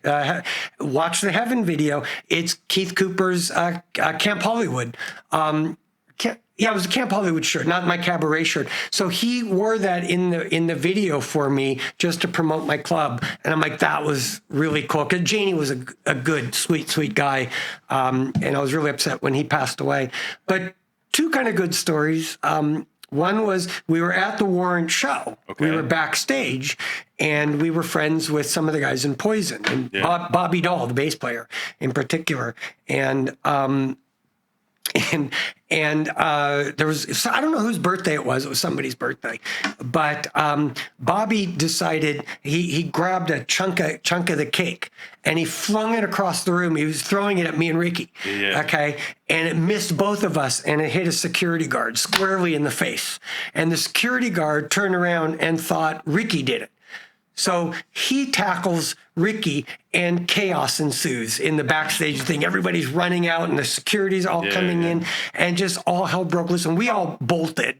And I get outside and I'm like, now I have no ride home. They arrested Riki. They put him under citizen's arrest. And Bobby's laughing about it, of course. Okay. And so I go back in, I eventually go back in and to get Riki out. A, because he's my ride, B, because he's my friend. Yeah. And they call the cops and they have me and Riki arrested. And we go to jail and we get to jail. And because Riki was Riki at the time, he doesn't go to jail. He's free immediately. I get locked up. And I remember that night because it was the whole night, some Vietnam vet showing me his stab wounds the whole night. But in the morning, I think it was Doug Goldstein again to the rescue. Had my bail for me available immediately. And so we went to jail but that was just like such a raucous fun thing. But that's again with the debauchery. And then we ended up getting damages for false imprisonment. So my dad's firm sued them. So we won in the day. Well, given that you've been a part of music and it's been a part of so much of your life, what are some of your favorite songs? That's changed so much over the years. Okay, give me a range then. It could be stuff that you used to like and stuff you like today. Whatever genre. I have to say, my favorite band of all time probably, is Duran Duran. I still love them. Okay. To this day, and even in the height of all the rock and roll era. I was still like Duran Duran was my jam, but my tastes have changed. With doing what I do for a living, you're buried in contracts, you're buried in a lot of stress, and running a business and all of the type of stuff. For me personally, I tend to gravitate more toward. We'll call it lower key music. I don't really listen to the rock anymore. I can't. My favorite artist, one of them of all time, one of them in particular, nobody's ever heard of. You guys don't know who she is. It's Caro Emerald, Caro Emerald. She's, okay. I believe, Dutch. No, I believe Dutch. She's a vintage type of jazz, contemporary jazz. Well, not contemporary. She's got a very vintage style and a vintage sound to her, and I listened to her over and over and over. I know all of her songs by heart this day. What's one of your favorite ones from her? I think One Day, a song called Paris, has got a very jazz vibe to it, but it's all very vintage. Those are two of my favorites of hers. That Man is another very jazzy type of old school sounding song that's modern yet sounds a little older. Ivy Lavon, that first EP that she did was just four songs on it. Was one that I just loved. I haven't listened to her new stuff so much. Listening to that, other than that, I've just got kind of eclectic taste right now. It's more kind of low key music that I listen to more unwind than it is to get myself up. Yeah. Christina Aguilera, like her ballads, I can listen to those all day long. What's good ballad you like of hers? I'd say Lift Me Up is just a really pretty song. Yeah. Beautiful is still a very pretty song. She's got several actually on there, but those are two songs that they put me in a relaxed state of mind. When I'm practicing for golf, I want to slow my tempo down. Yeah, that makes sense. Right? I mean, you guys are golfers, so I don't want to be amped up. I don't want to be, right? I want to be slow. I'll listen to kind of slow kind of music like that. What are some of your favorite Duran Duran songs that you like them? Name one. I know we talked about Girls on Film. Girls on Film was a great song. I think Rio, Hungry Like the Wolf. Interestingly enough, my two favorite, actually, as much as I was into them in the 80s, were the two that came out, I want to say in 1992. They're kind of what I consider their comeback album. Because Come Undone and Ordinary World, I think are two of their best songs. So the reason why I asked, and I didn't want to put pressure on somebody who's been around music for so long, but I just wanted to get some of your unvarnished responses. But we create a playlist for every one of our guests based upon, in your particular case, it's nuanced because you've been a part of music so much. But I would break it up and even say that, some of it's to wind down and some of it's just because it's been a part of your history. Like we were interviewing somebody who had, a huge background in being creative. So I said, what's a playlist that you would listen to get creative, as a muse? What gets you fired up to get creative thoughts? And so that's why I asked. So we're going to have a Spotify playlist of Keith Cooper's, and we'll figure out a catchy title that goes with it, that goes with the whole interview and everything. Yeah, I mean, those are like as far as stuff I still listen to today. I hadn't been buying Duran Duran stuff, but my wife got me Duran Duran tickets for the Hollywood Bowl, and we went to go see them. And I really found I loved their new album, so I started listening to that. Oh, I love Sparks, but that was because they're played at the Hollywood Bowl. Is that right? Well, summer. The one song I can't remember. I wish I looked a little better. Wasn't that Sparks? Oh. I went to Balboa Island, laid in the sand. I may be ugly, a sin, but at least now I'm tan. I'm like, I love those lyrics. I think that was Sparks. Because I've been listening to them quite a bit. Because I didn't discover them until their documentary that Edgar Wright did. I didn't I've heard them throughout the years because they've had music for decades. Yeah. But I just never knew. You know what I mean? Yeah, I still, I still listen to that stuff. It's still fun to listen to. But I don't listen to music that much. These days, I'm listening to, on my commute to work, I find myself listening more to ESPN talk radio and, stuff So these do you days. listen to podcasts? I do listen to podcasts. What are some of your favorite podcasts? I don't have a favorite one. I like to listen to some. I was listening to one the other day about, ancient Rome. And I think the podcast was Ancient Rome. Okay. There's a podcast on gaming. What's her name? Andrea, I think, and I forgot her partner. I think Ryan's friends with both of them. I listen to their podcast, just to hear them talking about games and gaming. Yeah. I try not to listen to the political stuff anymore. Sometimes I'll listen to sports stuff, but I'm more these days content. Just I like listening to Dan Patrick in the morning on the way to and from school. Wow, I just said that. I know. To and from work. You were in a moment. I was in a moment. And that's kind of what I listen to. I don't listen to music so much anymore, and I don't know why. Because I do still love music. But what was some of your? Do you have any favorites of songs that you had during the hair metal days? Yeah, I mean, I love TSOL. I love the Cult. TSOL hair metal. Not so much hair metal, but they had some great rock songs. Yeah. I wouldn't call it necessarily the hair metal, but no, I'm a fan of theirs. Yeah, they were. Yeah, I mean, they were known as punk band, but they didn't strike me as Sex Pistols or Ramones type of music. I like The Name Is Love. I think it's just one of the greatest songs ever. Wait, Everything Turns Gray. Everything's Gray. I don't remember that. Oh my gosh. Yeah, I remember. But them, I loved them. I did love, like I said, the Cult. Not your traditional hair metal band. They were more of a rock and roll band. They were very influential. Yeah, they were great. Cinderella, I thought, had some great songs. Gypsy Road. Yeah, of course, I listened to Guns N' Roses quite a bit during that era. I liked. I love the song Patience, still do. That's one of the slow songs on my list to this day. Not just because he was trying to rock the shirt for you. No. Just because it's a good song. Yeah, just because I was like, that song, it was so different, like from the other stuff that they were doing. Oh, at that time. And there were the power ballads that they were doing. Like you could name every band had a power ballad, like Warrant's, Heaven, or others. This one didn't sound like a power ballad. It just was like a beautiful, beautiful song. Yeah. And Axl's, his voice, he was formerly trained opera singer. Plus he had those moves, that signature move that he did with. He had those moves, but his voice, his voice was just a masterpiece. But AC/DC, Back in Black, I loved that album. Yeah. Again, not hair band stuff, but just one of the greatest albums of all time. Yeah. In my opinion. I don't know, I could go on. I'm sure. So we have a little segment in the show that we like to call Future Forward.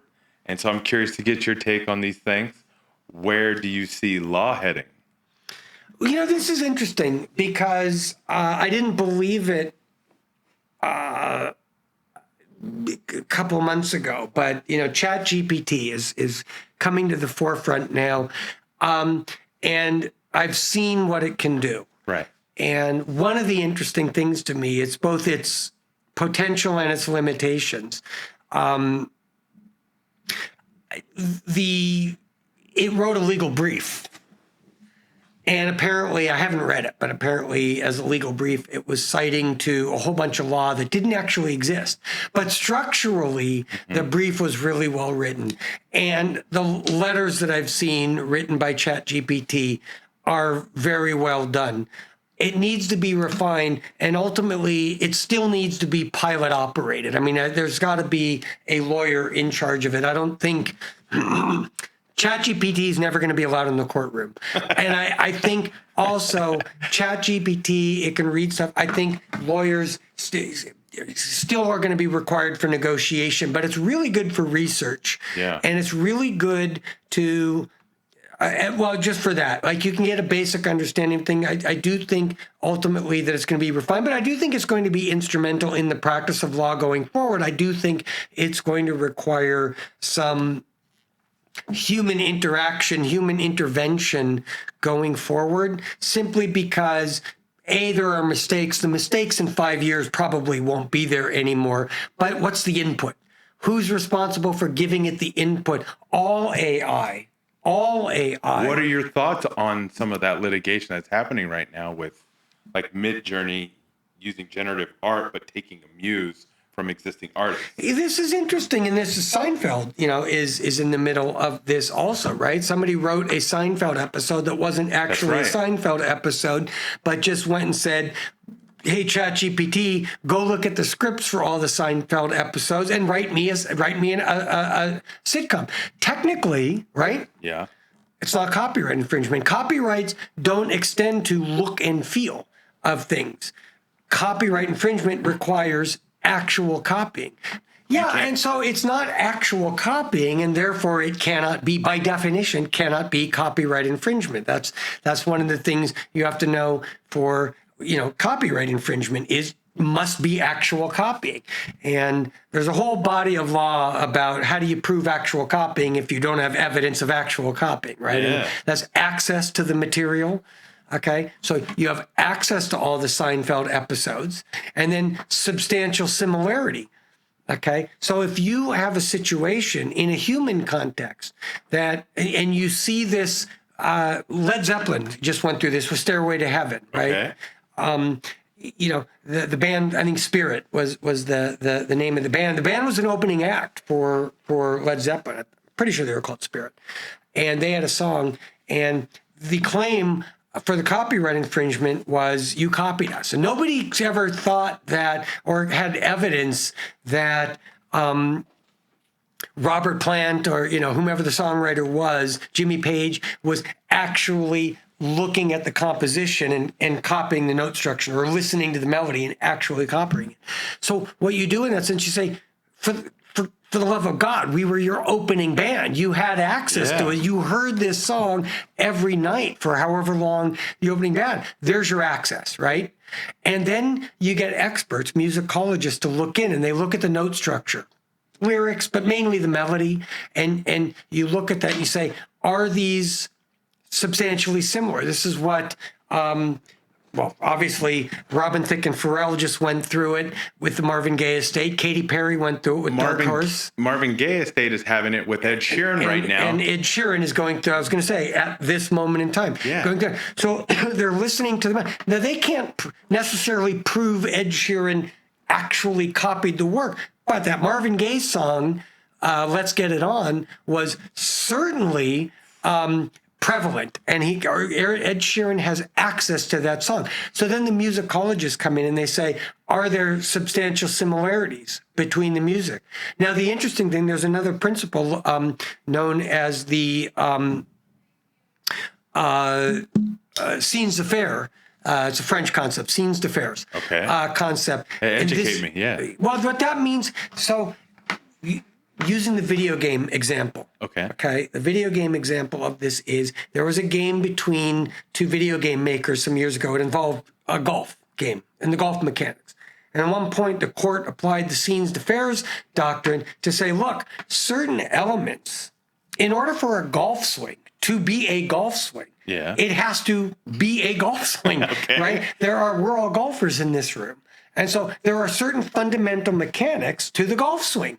And you can't copyright those because they are essential to the structure of what you're like. Now, what about a Happy Gilmore swing, though?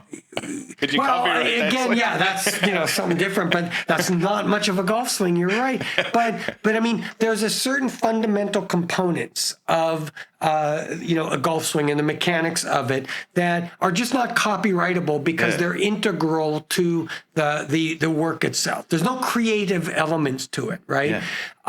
The Happy Gilmore golf swing, arguably, you could take that and you could say, oh, well, there's creative elements to it. But in the music context, this doctrine was applied. And by the way, the plaintiff lost in the golf case because of the scenes defers doctrine, saying you can't infringe something that's an essential mechanic, basically, of the work you're claiming was copied. Doesn't necessarily have to be a mechanic. And an example is the Dark Horse case with Katy Perry. What happened was two things in that. The writer was not Katy Perry. It was a different, maybe she contributed some of it, but there was another author involved. And that author had used a note structure. A particular note structure. And the plaintiffs, like this church group, whatever it was, they had claimed that was theirs. And I believe they won at trial on that basis. And I think it was on appeal where it was reversed. And in that case, it was reversed on the scenes defers doctrine or similar application of the scenes defers doctrine. They're saying, no, this is a common element in note structure. And think about it. Gilby put it best one time. Gilby's like, there's only 7 notes. That's what Ed Sheeran's case is like. He's like, And Gilby told me this, 5, 6, 7 years ago. He was pointing that out to me. I'm like, yeah, that's good. Sharps and flats, yes, those are elements of it. It's a whole scene in A Star Is Born, the one with Cooper and Lady Gaga. They have a whole thing where they talk about there's only so many notes. There's only so many notes, and he loves the way that he would see her take on those notes. Well, there's only 7. There can be A, B, C, sharp, or flat, but there's really only 7 notes, right? And so there's only so much you can do, and so there's by necessity there's going to be similarities. But in the Dark Horse case, there's this note structure was very common. It was used in a lot of songs, and the court basically said, yes, this is a common note structure. There's no creative element to it at this point. It's a very common thing, and it was reversed on that basis where Katy Perry, they ultimately won that. Now I guess where music is concerned, it's a little tricky, right? And that part is true. But generally speaking, when you get into the creative elements, right? There's no rule. Oh, if you take 2 bars, it varies from case to case. But that was kind of like an application of the scenes defers doctrine and how she won in that. And we'll see what happens with the Ed Sheeran case. I listened to the songs. There's some similarities. I didn't find much of a similarity between the Marvin Gaye and Pharrell song, Blurred Lines. But that was me personally. Other people I talked to said they did see it. Yeah. But but the point being, right, that Sheeran could have had access to the prior song. Yeah. And then if they find a substantial similarity to it, that and only then there's copyright infringement. But can a AI, right? There may be substantial similarities, but in that case, it doesn't seem to me personally like you can prove the 2 elements, access and substantial similarity. Yeah. Yes, there's access and the AI had access to it, and there's a substantial similarity, but where there can be a substantial similarity, but is that enough in the case of AI? And even if it was, who are you suing? The AI came up with it. You could write in there and you could say, write me a song that sounds like a Marvin Gaye song. Yeah. Okay. But can you be liable because you put that input into the AI and the AI is the one that actually wrote it?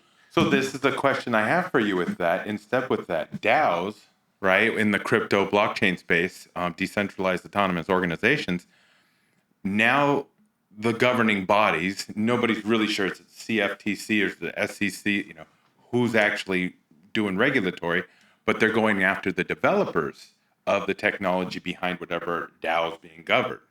And they're saying, well, if you built this open source code, we're coming after you. Well, there's also a law somewhat on the books, I guess. This was the Napster case, 1999, right? When Napster came out, which enabled all this peer-to-peer sharing of music, devastating to the music industry. The music industry at the time was a $40 billion industry with a B, 40 billion. And by 2000, 2001, it was a $15 billion industry. Might not have happened quite that quickly, but the point is it lost, 60% of its of global revenue because of peer-to-peer sharing. And that led the way to Apple iTunes, which I think saved the day personally. But in that era, the RIAA, Recording Industry Association of America, which is kind of like the trade organization on behalf of all the labels, they went after Napster. And in that, and I think they eventually settled it, but the court, I think the law that they were using there, it was something very specific, and that was this, that the Napster's defense at the time was saying, we're not doing the copying. We built a technology, and the fact that the technology allows people to do this, that's not on us. All we're doing is advancing technology, and they built that, and they tried to defend on that basis. But at least one of the courts, as I remember, this was over 20 years ago, some best recollection, looked at that and said, and the argument for the RIAA anyway was, it's got no other legitimate purpose as a technology.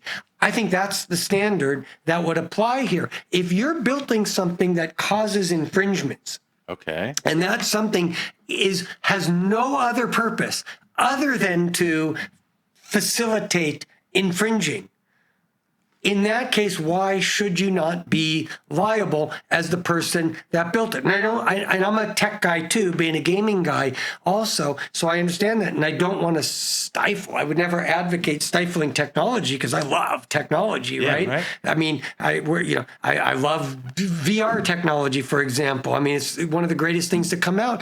And we don't want to stifle that. But on the same token, their argument and their sole argument was really just, but it's got no other legitimate purpose. And I believe a court looked at that and accepted or adopted that argument. I may be wrong, but I just have a recollection of it.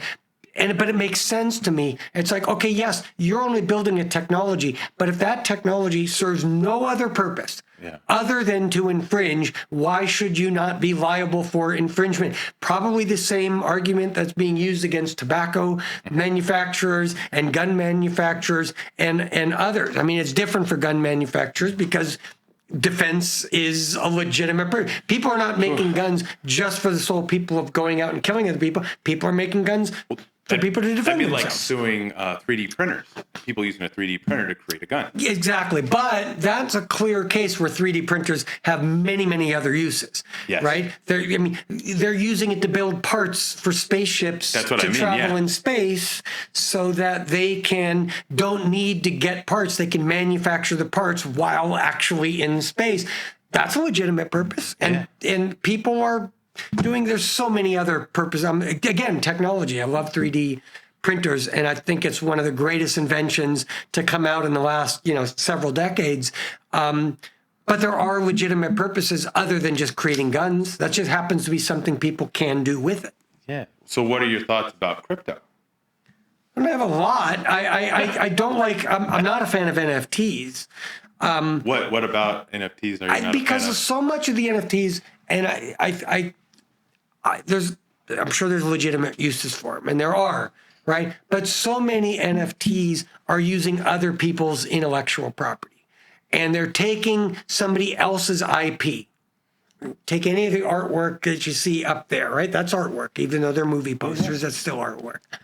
and somebody's going to digitize that and turn around and sell it as an investment vehicle, as an investment, you're still using somebody else's IP. And I have an issue with that. I think, and I've been doing deals. I have clients that are photographers, okay?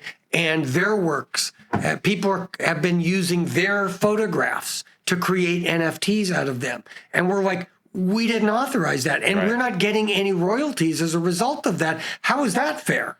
What about NFTs with something like real property, like a car or a house? What do you think about that? Well, what do you mean? That I'm not familiar with. So what example are you using? So, for instance, right now, California DMV is doing a test with the technology of Tezos to put car titles on the blockchain. As such, they could be turned into NFTs. It could be a non-fungible token to be specific to that vehicle, that VIN to me number. is fine. Yeah, you're creating a system. It's like a block, well, as you said, it's a blockchain. So it's basically cryptocurrency.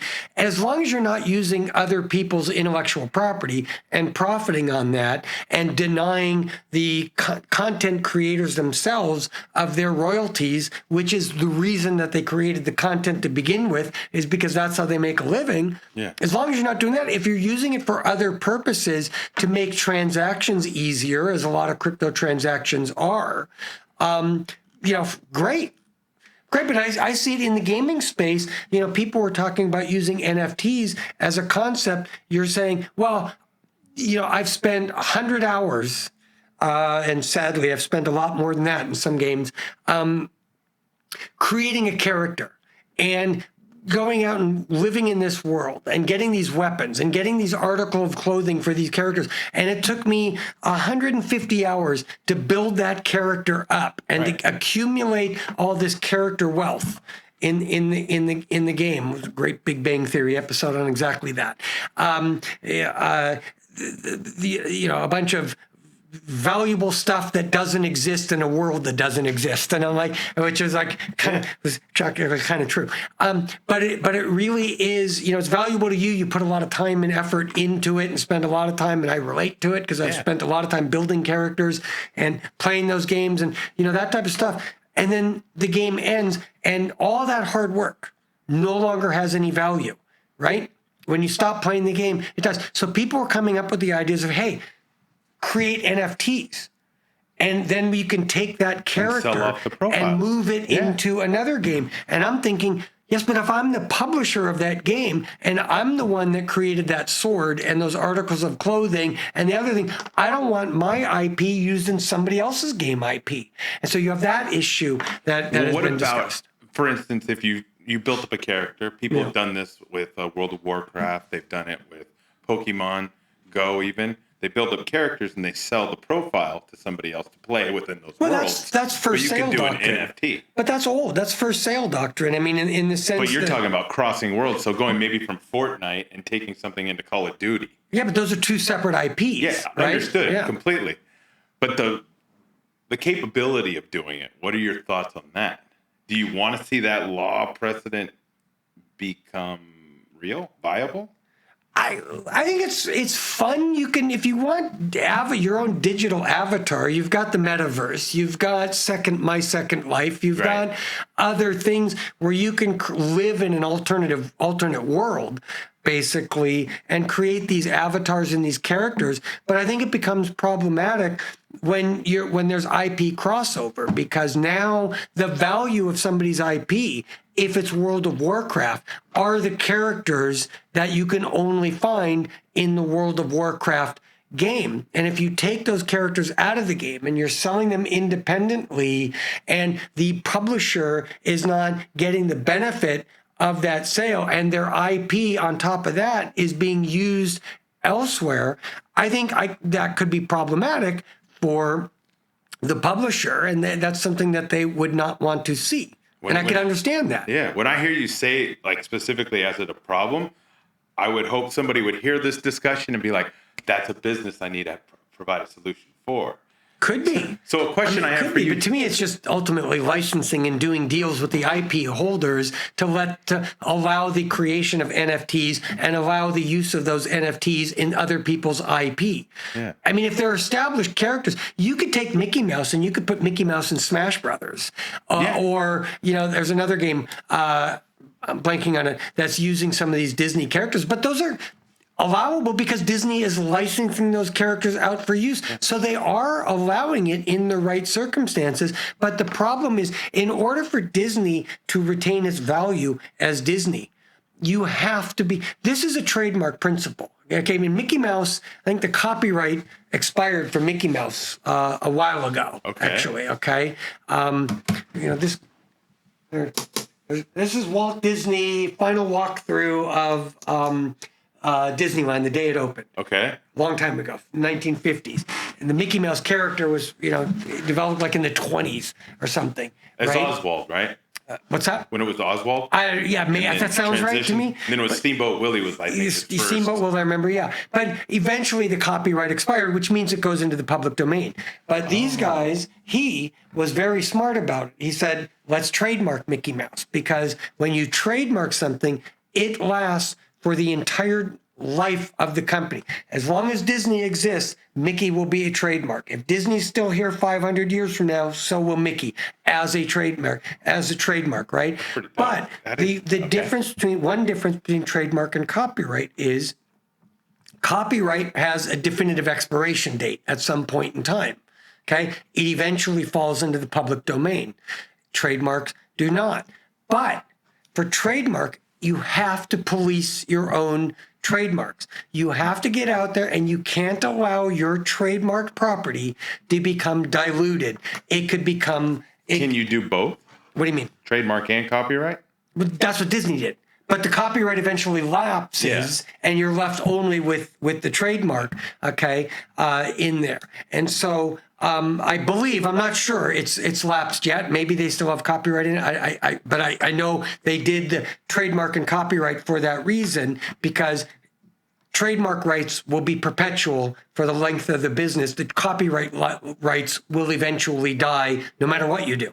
Yeah. Okay? Falls into the... There's a lot of songs, films, photographs that are all in the public domain right now, okay? Any photograph you can see from the Civil War era is a good example. They're all in the public domain. They eventually fall in the public domain. Trademarks, not necessarily. But you have to police your trademarks. And you see evidence of this all the time. The best evidence is you go into a restaurant, you say, can I have a Coke? And they'll say, is Pepsi okay? That's not an accident that's happening. That's the result of Coca-Cola doing a massive branding campaign, marketing campaign, because they don't want Coke to become effectively generic. That's a famous example. Aspirin, okay? Can I have an aspirin? That used to be a brand name, but eventually it became generic.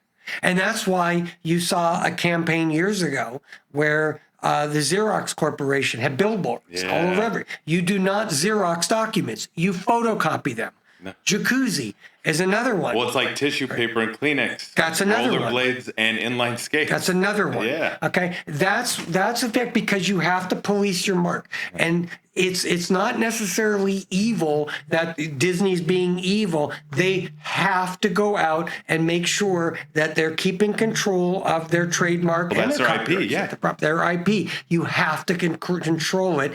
And that's what's important. And you can lose control of that with allowing the NFTs. And I don't like my clients taking their photographs and putting them online because they get ripped off. They're losing control of their own IP. Their photographs are being turned into NFTs against their will. They're being used in other instances against their will. And that's the world we live in. But it ultimately screws the IP holders. And that's what we need to control so that they don't lose their rights and the value of their work.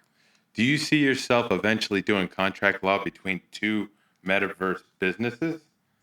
Two virtual businesses? It could happen, but the metaverse is not my specialty. I've got an Oculus Quest. That's about the extent of my knowledge on it. Are you going to venture into that space?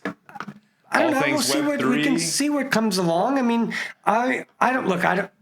I don't think the metaverse is going to be as all-encompassing as they were hoping, but I do think it's got tremendous potential and application. Like, I see what's great is if you are a professor from Harvard or wherever, and you want to do a history lesson, you could take a class from people all over the world. Yeah. And walk the ruins of ancient Egypt or Greece or Rome or whatever, and everybody in a classroom being together in the metaverse. There's cool applications like that, but I don't necessarily see us, the three of us, hanging around wearing goggles, interacting. Yeah, there's fun stuff. You can go to concerts together. So no Ready Player One. Yeah, I don't see it necessarily. I see forms of that. Yeah, I mean, look, again, I'm a huge Oculus guy. Yeah. A VR guy, right? Because I'll play PlayStation VR. But I mean, I'm a huge Oculus guy. I love stepping into that universe for a period of time. I think it will get better. I think there's a barrier to entry. The goggles are heavy. They press on your head. The battery life only lasts an hour and a half, 2 hours. All of those things are going to improve, but I ultimately don't think we're going to live in a virtual world. I think we escape to the virtual world, and we can be educated in the virtual world, and medical marvels are happening in the virtual world. But I just don't think it's going to be daily life like some people have envisioned. But do you think you'll be practicing your services law for people in the virtual world? Yeah, we get calls all the time for people. Well, we get calls at people that are doing games. Okay. I have one of our better clients is a publisher of VR games.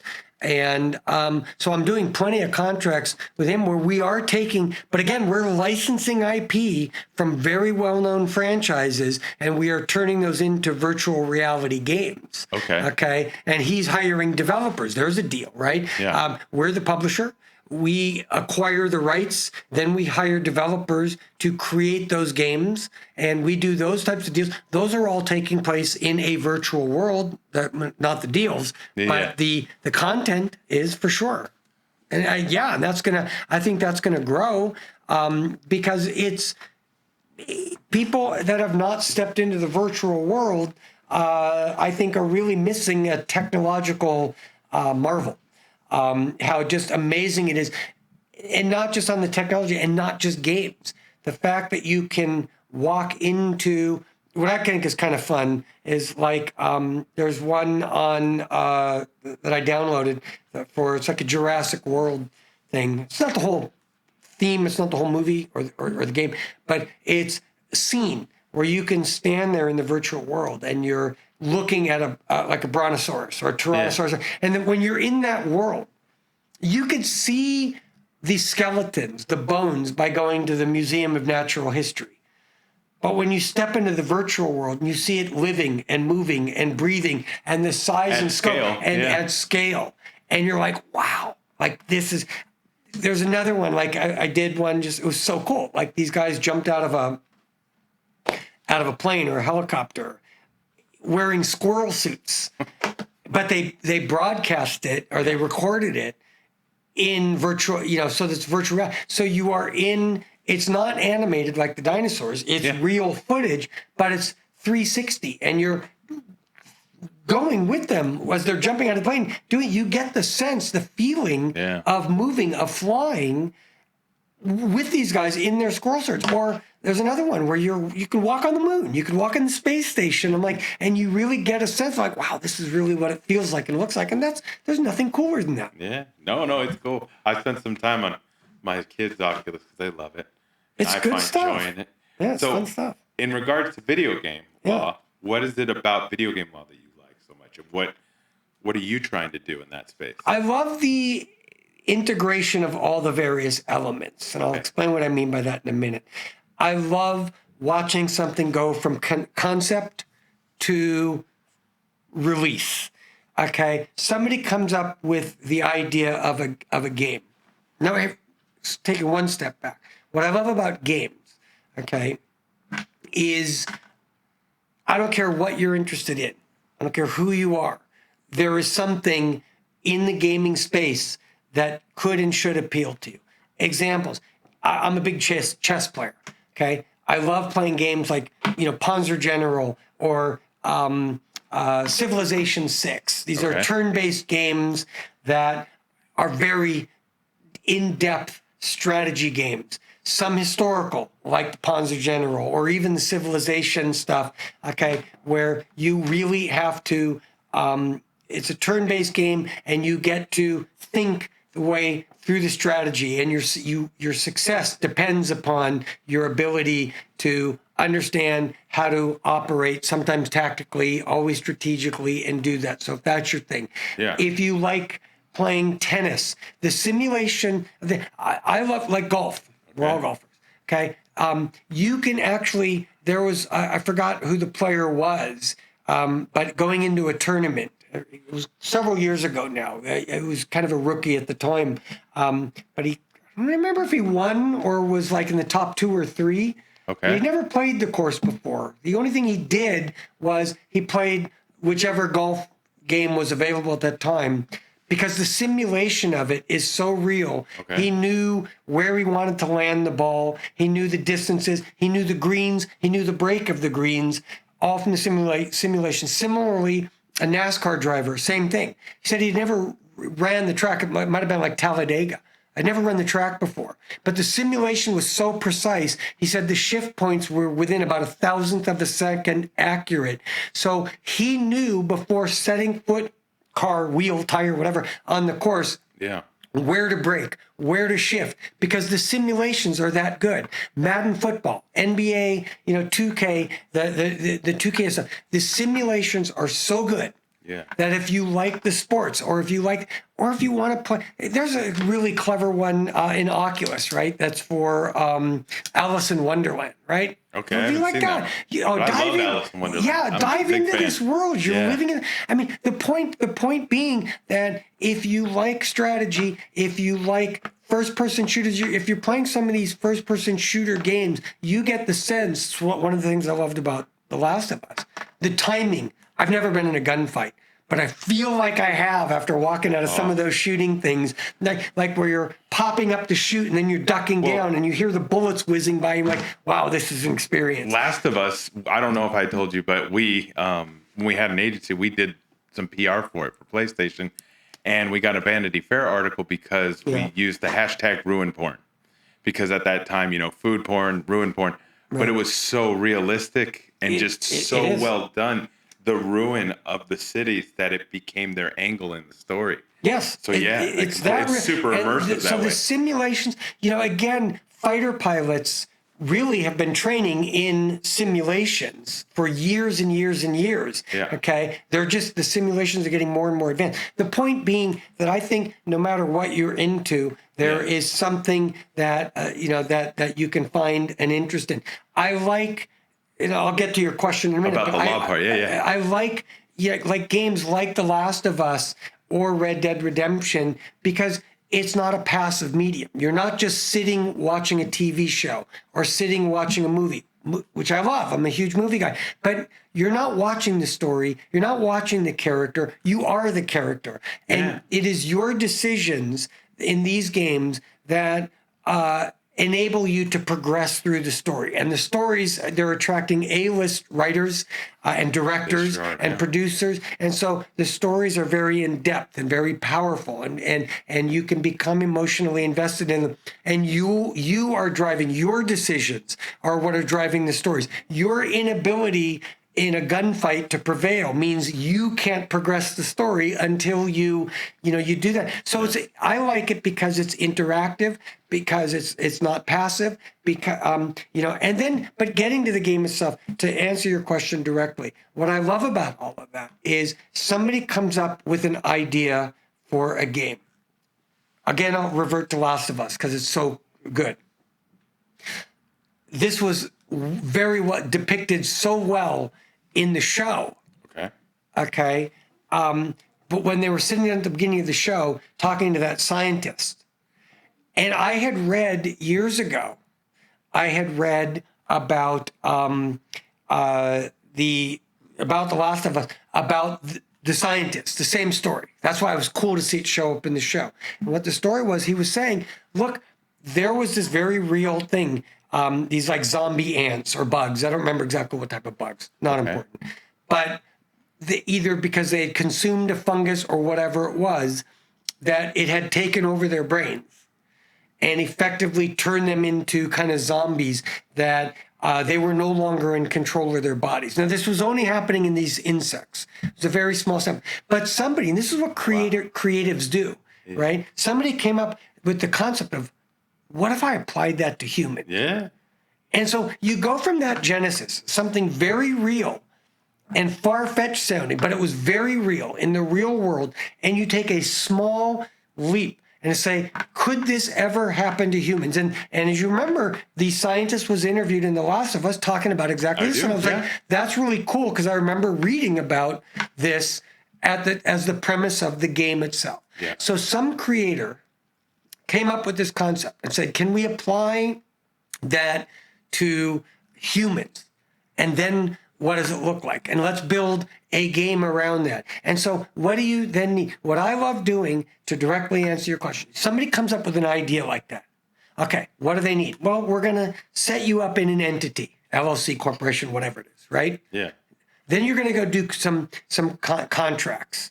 Okay. And the contracts, or, in no particular order. Maybe you do investor contracts, right? You get some people to invest in your idea. Yeah. We start early with the investors. Okay. The point is, we help them with their money, and we help them with the investment structure, the investor relations, and the equity, and all of that sort of stuff, right? And the corporate formation and the formalities, or LLC, whatever it is. Yeah. Okay. So we get them in. Now you've got an entity. What do you need? You need, contracts, right?